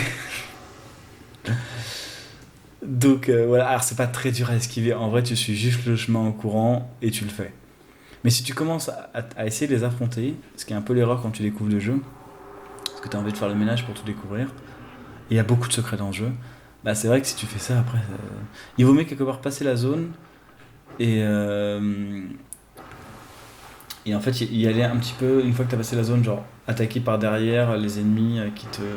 Parce qu'évidemment les ennemis les plus forts et les plus gênants sont au fond. Donc là, c'est des tombes qu'il faut péter pour se créer un chemin. Et là, il y a un mec qui m'envahit à chaque fois, donc un peu comme celui dans le puits. En gros, t'en as qui apparaissent à chaque fois, et lui, il apparaît à chaque fois. Il est pas très dur à battre. Tu frappes, t'attends, tu frappes, t'attends. Et là, il se trouve que si j'étais pas gêné par l'espèce de fantôme, bon, il m'aurait pas touché. Mais ils sont très chiants, bon, là, tant pis. Les fiches humaines, c'est parce que j'ai battu un envahisseur, en plus d'avoir les balles. Là, c'est la troisième fois que je touche. Il faut que les deux bougent en même temps pour que je puisse me faufiler entre eux. Et en fait, c'est pas spécialement compliqué, hein. Parce qu'en fait, t'as rien d'autre à faire que frapper. Et en fait, tu te rends bien compte que frapper, ça les égare. Là, sur la gauche, c'était le chemin par lequel on est passé. Et on a moyen de faire un raccourci où on évite les tombes et tout ce qu'on vient de faire. Et donc là, le truc qu'il faut éviter normalement, c'est que les cloches sonnent. Parce qu'ils appellent les fantômes. Et les fantômes, du coup, se lient aux 3 ennemis qui t'attendent devant la porte du boss. Évidemment, ils pouvaient pas t'attendre un peu plus loin. Et du coup, te rendre la chose un peu plus compliquée. Il se trouve que si tu cours, tu ne crains pas grand chose. Là, c'est pas grave si je me fais frapper, mais c'est quand même mieux que je me fasse pas frapper. Et donc là, on arrive contre Velstadt, qui est peut-être le boss le plus dur du jeu, je dirais. Que j'aime beaucoup, hein, pour le coup. Parce qu'il a une masse qui fait des dégâts très larges, des dégâts circulaires, et il faut vraiment esquiver au bon moment. Parce que lui, c'est pas parce que t'as esquivé C'est pas parce qu'à tes yeux t'as évité l'attaque qu'elle t'a pas fait de dégâts. Et donc en fait, faut vraiment pas rester collé. Parce que t'es jamais à l'abri qu'il te fasse une attaque circulaire sans prévenir. Voilà. Et celle-là, tu restes dans l'axe, tu te fais frapper par exemple. Donc là, il arrive à la moitié, et à la moitié, en fait, il invoque je ne sais pas quoi exactement, mais en gros, il se renforce, il devient plus résistant et il fait des dégâts magiques plus rapides. On n'a pas vu ces dégâts magiques là parce que je l'ai tué avant. Mais voilà, là, il est plus agressif et en gros, tu rates tes skills. Vraiment, il n'y a pas de meilleure technique que ça. Voilà, là, je le frappe 2 fois et là, je sais pas pourquoi. C'est la pire chose qui pouvait m'arriver, donc je pense que je l'ai abîmé tout à l'heure, ma rapière. Mais elle est abîmée. Et il lui reste quand même un quart de sa vie. Donc là, j'espère qu'une chose, ça m'a complètement déstabilisé, j'espère qu'une chose, c'est qu'elle va me suffire pour le combat. Donc là, je fais des dégâts encore normaux, mais quand il me dit que l'arme est brisée, ça va être très compliqué. Donc là, il va faire une attaque toute droite, hop, 2 coups, on esquive. Bon là, je me suis pris le coup quand même, mais c'est pas bien grave, parce que là, il va faire son sort, et j'ai juste pas à être dans l'axe du sort, sachant qu'il se tourne au dernier moment. Voilà, et là mon objet est brisé et il fait quasiment plus de dégâts. Je pensais l'avoir tué à 25 et je l'ai pas tué, donc je lui jette une bombe. C'est la première fois que je tue ce boss avec une bombe comme ça. Je veux dire, mon dernier coup il a fait 23 PV. Je pensais l'avoir tué et avec une arme valide, je le tuais pas. Je le tuais, mais là, vu que l'arme est cassée, et c'est la première fois que ça m'arrive comme ça. Donc j'avais acheté une poudre de réparation pour restaurer la durabilité de l'équipement et ça sert à rien. Donc je découvre que j'achète un objet par sécurité qui ne sert à rien. Donc là, on est à 27. Donc du coup, je vais prendre quelques secondes pour aller voir le forgeron pour qu'il me répare mon épée. Donc voilà. Donc ça c'est un petit peu de perte de temps, mais en même temps je suis allé tellement vite sur plein d'autres trucs que je suis pas stressé. J'aurais été dépité si j'avais raté mon combat, parce que c'est vrai que j'ai été un peu déconcentré quand je me suis rendu compte que mon épée était morte. Mais là, je l'ai quand même battu, et en vrai, je suis fier de l'avoir battu avec une bombe, parce que c'est la première fois que je fais ça. Et du coup, j'ai trouvé ça plutôt rigolo, j'avoue, faut le reconnaître. Donc là, je vais retourner à Majula une dernière fois, pour monter toutes mes stats le plus possible. Et après, le jeu est fini, là, il reste 3 boss. Enfin, on va dire 4 parce que on va dire 4 boss. Et il me reste à peu près max une demi-heure quoi. Faut pas que je dépasse la demi-heure dans ce qui va rester. Parce qu'après c'est trop tard. Donc là, j'augmente encore ma vie. Parce que j'ai plus rien en fait à demander. Donc là je vais passer au-dessus de 2000, mais en vrai à ce niveau-là ça ne sert plus à rien. Enfin, c'est plus de la sécurité psychologique, mais ça permet surtout de pas avoir avoir 200 000 âmes sur soi, ça sert pas à grand chose. Donc là on arrive au 3e chemin de cette zone là. Donc le premier c'était une fois qu'on avait les 4 âmes. Enfin la première fois c'était pour aller voir la Dame Scorpion, la deuxième fois c'est une fois qu'on a les 4 grandes âmes, et là c'est une fois qu'on a battu Velstadt et récupéré l'anneau du roi. L'anneau du roi qu'on doit porter. Donc là j'enlève le serpent qui me donne plus d'âmes sur les ennemis tués, parce que en fait j'ai plus besoin d'âmes. Et voilà. Et en fait il permet d'ouvrir cette porte là, et des portes comme ça il y en aura 3. Voilà, donc là on a un chevalier qui est un peu résistant. Donc du coup il faut vraiment le toucher avant qu'il touche, comme ça lui ne peut pas t'attaquer parce que voilà. Donc là j'utilise l'âme parce que je sais pas quoi faire. Voilà, donc là il y a un feu dans la petite cabane qui est à gauche. Je ne vais pas l'utiliser, pareil, pour le moment ça manque la dernière fois, c'est que de toute façon si je rate, la run s'arrête, donc tant pis. Mais bon, tu joues toujours un peu différemment quand t'es rassuré ou pas. Donc là, j'associe mon arme parce que je sais que je vais avoir encore un envahisseur qui va arriver. Je le sais très bien. Il se déclenche à chaque fois, voilà. Donc c'est comme tous les autres, hein. T'attends qu'il s'active. R2, hop. Voilà, j'attends. Voilà. Donc il va me donner une effigie comme à chaque fois. Il m'a fait perdre un petit peu de temps, mais en même temps, je n'ai jamais joué sans qu'il m'envahisse. Il y a peut-être une toute petite chance qu'il n'arrive pas, mais autant sur l'araignée c'était chiant, mais il y en a un qui par exemple t'empêche en fin de jeu d'arriver à l'avant-dernier boss tant que tu l'as pas battu, et franchement c'est chiant. Parce que je me souviens qu'il m'a fait douter du fait que j'avais bien l'objet, parce que je me suis dit mais attends pourquoi j'arrive pas à rentrer, je pensais que le truc marchait comme une porte, et non en fait il faut être totalement indépendant des ennemis pour voilà. Donc là j'attends qu'il se pousse pour me laisser passer, hop, je rentre. Donc là on est dans une espèce de manoir avec des labos, il y a des créatures dans des cages, des potions. Il se trouve qu'il y a un dragon avec une espèce de... Je sais même pas comment on appelle ça, un truc sur lequel on tire. Comment on appelle ça? Je sais même plus. Et donc voilà, donc là il y a des espèces d'expériences, on sait jamais vraiment ce qui se passe. Mais ce qu'on sait, c'est qu'une fois traversé, on arrête dans un endroit qui n'a rien à voir. On est dans une espèce de cage où il y a une créature. Donc là, les espèces de trolls ne savent pas ouvrir des portes. Mais quand on arrive, les portes sont nickel. Donc celle-là, pour le coup, il n'y a pas de troll derrière, donc on peut l'ouvrir. Et là, je profite du fait que je sais ce qui va se passer pour ensorceler. Et boum, il y en a un deuxième. Donc ça, c'est un peu l'humour des mecs de Dark Souls, c'est-à-dire, t'as été surpris une fois, t'as fait « Oh putain, les cons », et en fait, ils t'en remettent un deuxième au cas où t'es survécu. Donc là, c'est un dragon, qui est pas vraiment un boss, parce qu'après, ça devient un ennemi que tu retrouves plusieurs fois dans la zone d'après. Mais qui est un peu chiant, en grande partie, parce qu'il peut s'envoler, et une fois qu'il s'envole, il crache des flammes. Alors, t'as toujours le temps de t'éloigner pour pas te faire tuer par les flammes, mais ce qui est chiant, c'est juste qu'il te fait perdre du temps, quoi. Donc là, on était à 36, 20. Voilà, donc là, il faut lui donner le plus de coups possible. Donc là, je suis assez content, je lui ai donné 5 coups. C'est pas grave si je me fais toucher. Voilà, donc là, il a fait une feinte, il s'envole pour ne pas cracher du feu. Sauf que je sais qu'il va se réenvoler. Donc là, il est bientôt mort. Je pense que la prochaine fois qu'il atterrit, je vais le tuer. Mais en attendant, il crache son feu, donc moi, il faut surtout pas que je meure. Tant pis. De toute façon, si je meurs, ça finit. Donc voilà, donc là, je vise une jambe. Je suis un peu loin. Je le touche qu'une fois. Mais même si je l'avais touché 2 fois, je l'aurais pas tué, en tout cas pas comme ça. Donc là, j'ai pas de chance, il y a encore un cycle de flammes. Donc là, on se voit au premier plan. On voit que j'ai déjà un petit peu tiré. Voilà, j'ai pas assez dormi, donc j'ai des petits yeux. Donc là, je me dis, putain, encore? Et non, en fait, il crache pas de feu. Et du coup, c'est super relou, parce que tu te dis, mais c'est insupportable, quoi. Ça fait 4 fois qu'il le fait.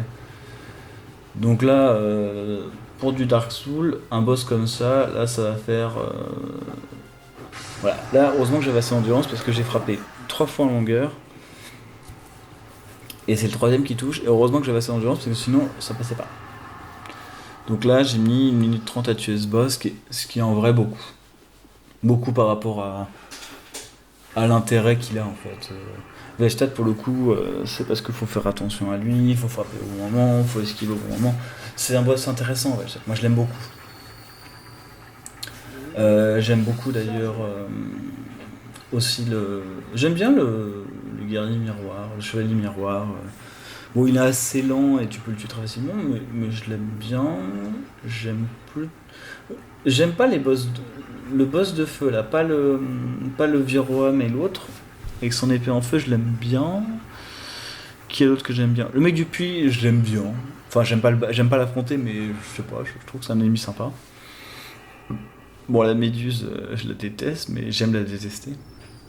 Après, je réfléchis, ce que j'aime beaucoup. La pêcheresse, c'est un duel à l'épée, donc c'est pas mal en vrai. Les sentinelles. Les sentinelles, elles m'ont un peu traumatisé. J'aime bien leur design, mais elles m'ont un peu traumatisé. Donc là, il y a un feu que je prends que par sécurité, parce que à chaque fois que je l'ai pas pris, il y a une couille qui m'est arrivée qui fait que ça a foutu en la marraine. Donc je me dis que là, je suis assez avancé. Tant pis, s'il y a un échec, j'assume. Je continuerai quand même jusqu'au bout de la run, même si j'y crois plus. Mais je sais que là, je fais une très bonne partie. Je suis à un peu moins d'1h40. Le but c'est 2 heures, je sais que c'est jouable. Donc là pareil, on dépétrifie le dernier obstacle du jeu. C'est la dernière fois qu'on dépétrifiera quelqu'un. Et ensuite là on va continuer tout droit. Donc là c'est un long chemin qu'on fait en courant pour arriver au château. Donc en fait il y a le labo qui nous amène ensuite sur le dragon, mais les dragons n'ont pas de fond. Enfin, la cohérence entre les zones n'est pas d'un point de vue de la physique génial, mais a priori c'est qu'ils ont eu du mal à créer leur transition, donc ils ont un peu tout collé quoi. Mes zones que je trouve assez sympa, hein. Pour le coup il y a un petit côté un peu avatar. Alors je sais pas trop si les rochers flottent, enfin certains en tout cas sont tout petits et me donnent l'impression de flotter. Mais du coup je sais pas si ça flotte ou si c'est les nuages qui te donnent l'impression que le truc il va finir alors qu'il est relié au sol, mais en tout cas bref, on a l'impression quand même d'être très très très très haut. Donc voilà, donc là c'est une deuxième montre d'un dragon. Ce dragon c'est exactement le même que celui qu'on a affronté avant. Euh, donc voilà, mais du coup moi j'aime... Cette zone je la trouve plutôt jolie, je trouve qu'elle est un peu sous-exploitée parce qu'en fait c'est vrai qu'il y a des dragons et en fait tu passes ton temps à courir dedans. Et c'est qu'une transition pour aller dans une zone suivante en fait. Je sais pas, moi je trouvais qu'elle avait un truc qui claquait visuellement, je sais pas, zone que j'aime bien, mais au final qui sert pas à grand chose. Et puis même, t'as des objets un peu partout, mais pour les atteindre, faut tomber. Et puis ensuite, faut prendre un os de retour parce que tu peux pas vraiment être trouvé. Je sais pas.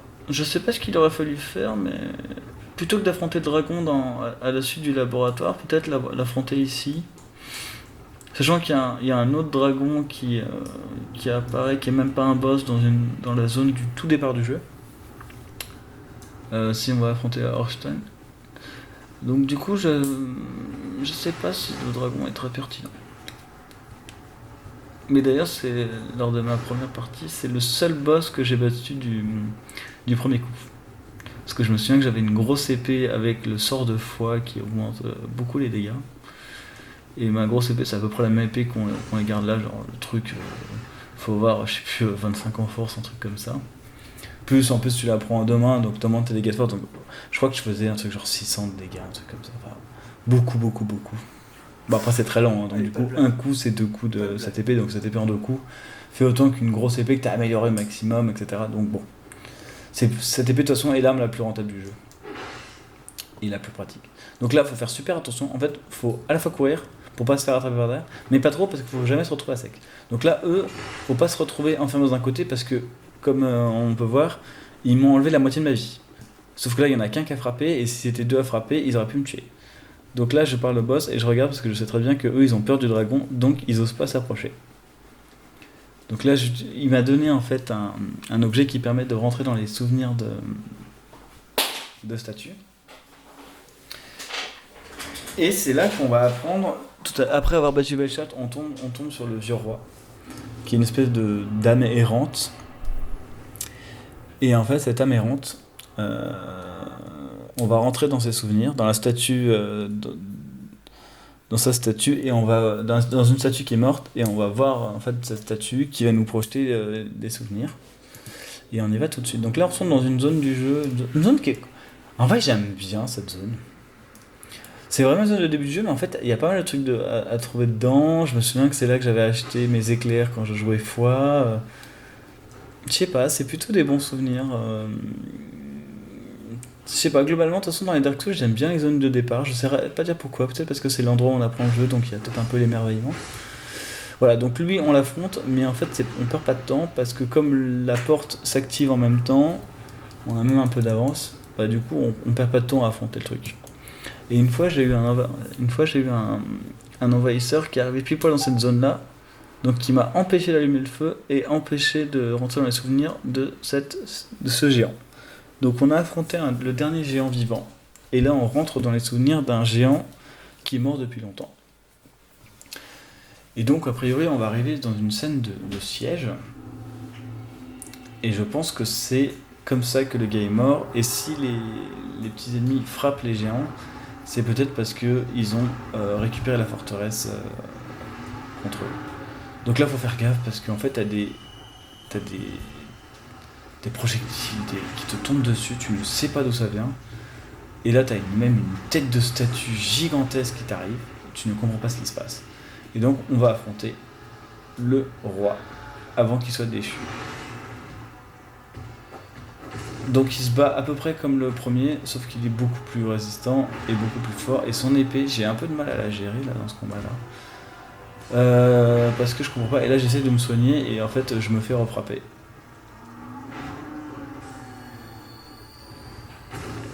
Donc là je frappe les pieds. Et je tape complètement à côté. Et c'est vrai que c'est un boss, quand tu vises juste et que tu tapes sur ses pieds tout le temps, tu peux le battre vraiment très vite. Là je joue très mal. Je me soigne à fond. Je me soigne une dernière fois. Et après je me dis, là Axel t'es en train de faire n'importe quoi. T'esquives mal, tu te mets en position de te faire frapper. En fait il faudrait que je reste sans ses jambes, j'attends qu'il frappe et ensuite je me soigne. Et là je me soigne avant qu'il frappe. Donc du coup il a plus qu'à servir. Donc voilà.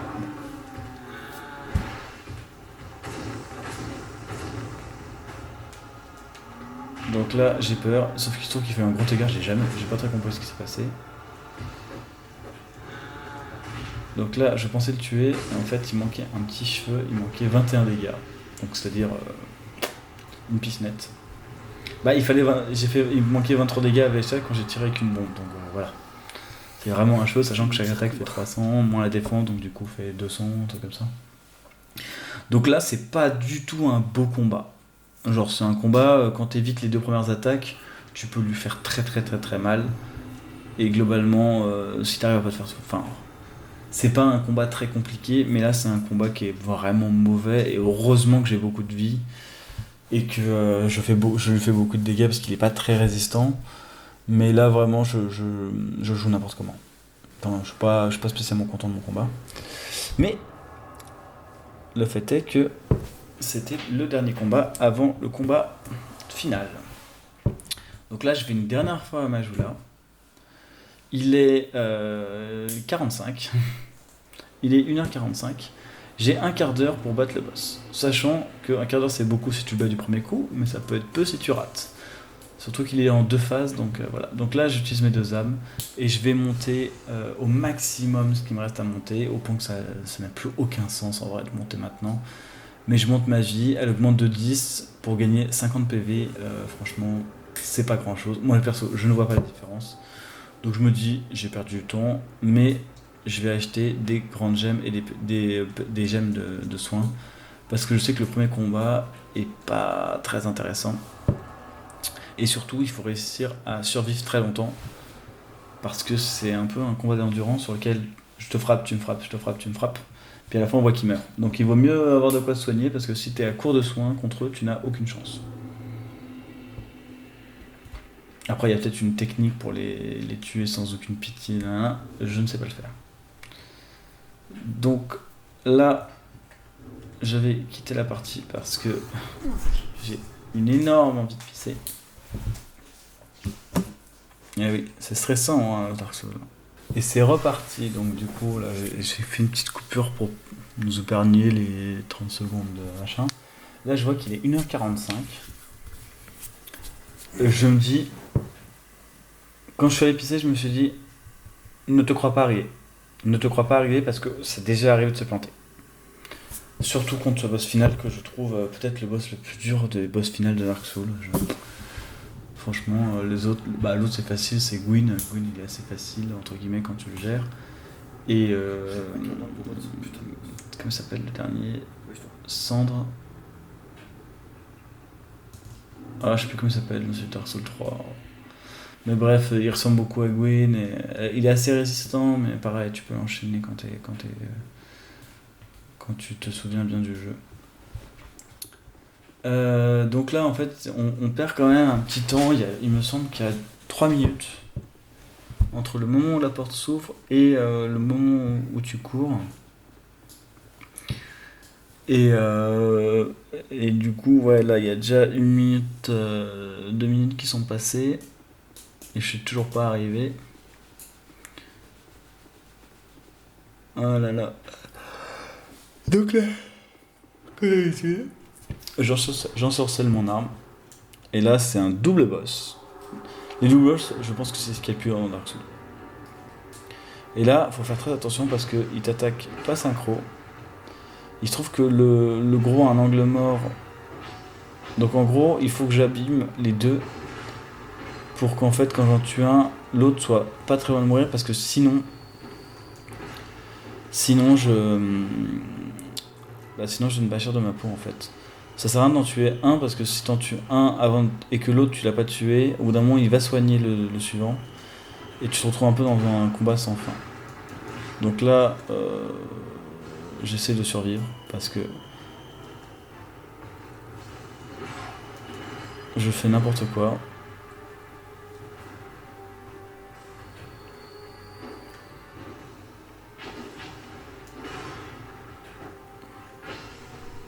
Donc là, c'est surtout le blanc, le surveillant du trône, que j'ai frappé. Donc ça, c'est plutôt une bonne nouvelle parce que souvent on a du mal à frapper lui. Encore une fois, c'est lui. Le défenseur a pris quelques dégâts, mais c'est surtout le surveillant. En gros, il faudrait que le défenseur, idéalement, soit à peu près la moitié de sa vie quand tu tues le surveillant du trône. Donc là, il saute, c'est très bien. Ça me permet de frapper sans forcément me faire frapper. Bon, en l'occurrence, c'est un peu l'inverse qui se produit. Mais encore une fois, voilà, j'arrive à gérer mon endurance de façon... C'est pas un combat très intéressant, hein. Mais j'arrive à gérer mon endurance pour pas me mettre en danger de mort sans pouvoir me soigner. En gros, faut vraiment pas faut soigner quand ils ont fini d'attaquer parce que sinon ils renseignent l'attaque et tu ne peux rien faire. Donc là, je traverse en me disant je vais avoir une fenêtre de tir pour le frapper. Donc là, j'enchaîne, ça fait 4 fois de suite que je pensais avoir évité. Et là, il faut pas que l'autre il me saute dessus parce que sinon... Donc là, c'est pas mal. Donc là, malgré tout ce qu'on peut voir, je me fais beaucoup toucher, mais je touche aussi de temps en temps, et le peu que je touche est pas si mal. Parce que du coup, ils sont tous les deux à moins de la moitié. Le défenseur est peut-être à la moitié. Mais là, en gros, en évitant l'attaque de l'un lancée, je peux te frapper l'autre. Donc là, c'est très bien ce qui se passe, parce que le défenseur est bien amoché. Donc là, en one-to-one, c'est pas très difficile, hein, c'est juste le fait qu'il soit devant qui est dur. Voilà, là il est mort. Et là, faut, entre guillemets, aller le plus vite possible. Là, je sais que si j'évite une attaque, je le tue. Et c'est là que je suis bien content d'avoir de l'endurance et de la vie, parce que franchement, avec moins de vie... J'ai pas été dans le rouge, mais je suis bien content d'avoir encore 61 gemmes de vie. Je pense que j'en ai utilisé 4 grandes et 10 petites, un truc comme ça. Et donc voilà, donc j'ai passé 3 minutes sur le boss précédent, et là il y a Nashandra, qui en fait ne t'attaque pas que directement, mais avec ces espèces de vortex, je sais pas trop comment appeler ça. En fait, il t'aspire la vie sans te blesser, c'est-à-dire qu'il t'aspire la vie et baisse le plafond, en fait, il te modise. Et donc du coup, c'est en fait un peu rageant comme type de boss, parce qu'en fait il affaiblit ton maximum de vie. Donc ça veut dire que le moindre coup après devient fatal. Et tu peux pas te soigner. Parce que pour te soigner l'humanité, il faut avoir une effigie humaine. Donc là je me fais frapper, je pensais vraiment que j'esquivais. Mais je sais que je vais pas mourir de ça. Là il peut faire autant d'attaques qu'il veut. Et je me dis, normalement il est censé revenir vers moi. Pourquoi il ne le fait pas? Donc je m'approche un petit peu pour le faire venir. Là je sais que je vais être maudit un petit peu, mais je lui fais 2 dégâts. J'ai pas trop perdu de vie. Donc c'est vraiment pas grave. Là je me dis qu'est-ce que t'attends pour venir? Et là en fait on voit il n'y a plus les vortex. Donc faut vraiment éviter au dernier moment. Et là je lui donne 3 coups. Et je peux lui en donner et un 5ème, voire un 6ème. Donc là il a plus que la moitié de sa vie, donc faut vraiment pas traîner. Et là le danger c'est que il peut te tirer de loin ou te frapper, donc faut quand même hop. Alors c'est une attaque de zone. Et là je me retrouve dans un bug du jeu, bloqué dans le sol. Et le jeu décide de me faire tomber. Et là je suis dégoûté. Parce que je me dis j'ai fait ce qu'il fallait. Donc du coup là ça fait 2 minutes 30 de perdu, plus 3 minutes, donc je perds presque 5 minutes, juste avec ce boss là. Donc je me dis c'est encore possible, on se désespère pas. Et c'est un peu triste parce qu'en fait je fais une super partie, et la fin est un tout petit peu amère. Mais un petit peu, parce que je sais que c'est encore possible. D'habitude c'est pas sûr, mais là je le sais parce que je vois le timecode sur mon boîtier, et je vois qu'il reste, que j'ai pas encore atteint les 2 heures. Donc du coup, je me dis, si avec les chargements j'ai pas atteint les 2 heures, il doit me rester 5 minutes, un truc comme ça, facile. Je sais que j'ai encore un essai devant moi. Donc là, voilà, quand j'ai commencé Nashandra, c'était il y a à peu près 3 minutes. Donc voilà, ça me fait perdre pas mal de temps. Parce que ce chemin est vraiment long. Donc c'est un peu rageant de rater, quoi. C'est vrai que pour le coup, il n'y a que Dark Souls 3 où le boss de fin a un feu juste en face de lui et tu peux le réenchaîner en boucle. C'est vrai que le premier, t'as toute une zone à traverser. Celui-là, t'as pas une zone, mais en termes de temps à parcourir, c'est aussi long. T'as pas d'ennemis sur le chemin, mais c'est long quand même. Et, euh, et du coup, c'est vrai que. Bon, on peut se poser quelques questions. Je ne perds pas de temps à ensorceler mon arme. Je me dis, tant pis. Je le fais pendant le temps de l'arène. De toute façon, il va invoquer ces trucs de merde là. Donc là, tant pis. Je me dis, ok, tu veux me dire, vas-y, mais je te donne des coups d'avance tant que je peux. Et je m'éloigne. Là, j'essaie de pas faire la même erreur, de pas me rapprocher trop près du bord. Et là, il vient vers moi directement. Donc c'est ce que je voulais. 2, 3, 4, 5. Attaque de zone. Elle est pas hyper loin. Là, en fait, je suis pas hyper loin de lui.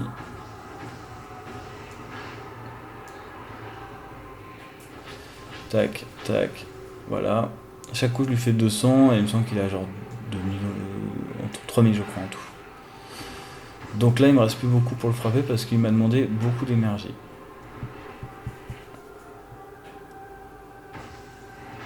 Voilà. Ça, c'est une attaque pas mal parce qu'elle est un peu désespérée. Et là, a priori, à moins de me faire toucher bêtement, je sais qu'il est mort. C'est pas grave, je m'en fous de tout ça. Je le touche 2 fois et il est mort. Et voilà, et là il est mort. Et là je sais que c'est bon. Je récupère mon truc quand même, attention à pas tomber. Là je me prépare à quitter parce que le jeu te permet pas de regarder ton score tout de suite après. Il te force à passer tout le générique, à te reconnecter. Donc je considère que le boss est, pour des soucis de choix dans le jeu, je considère que le jeu est terminé là. C'est forcément bon. Et je regarde le temps en espérant surtout pas avoir dépassé les 2 heures, même si je sais que c'est bon.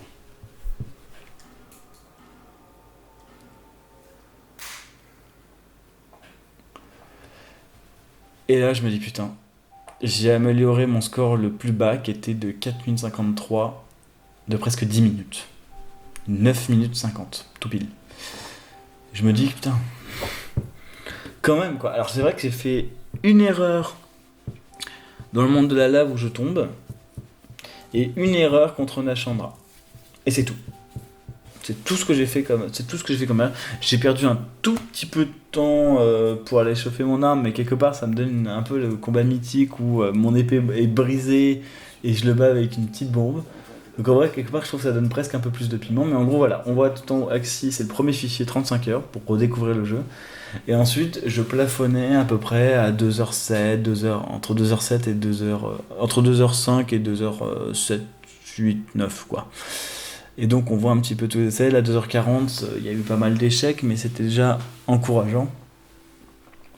Et là, je me dis, putain, 1h53. Et la question, c'est est-ce que tu veux faire la partie vraiment parfaite ou tu passes à autre chose? Et là, je vois pas.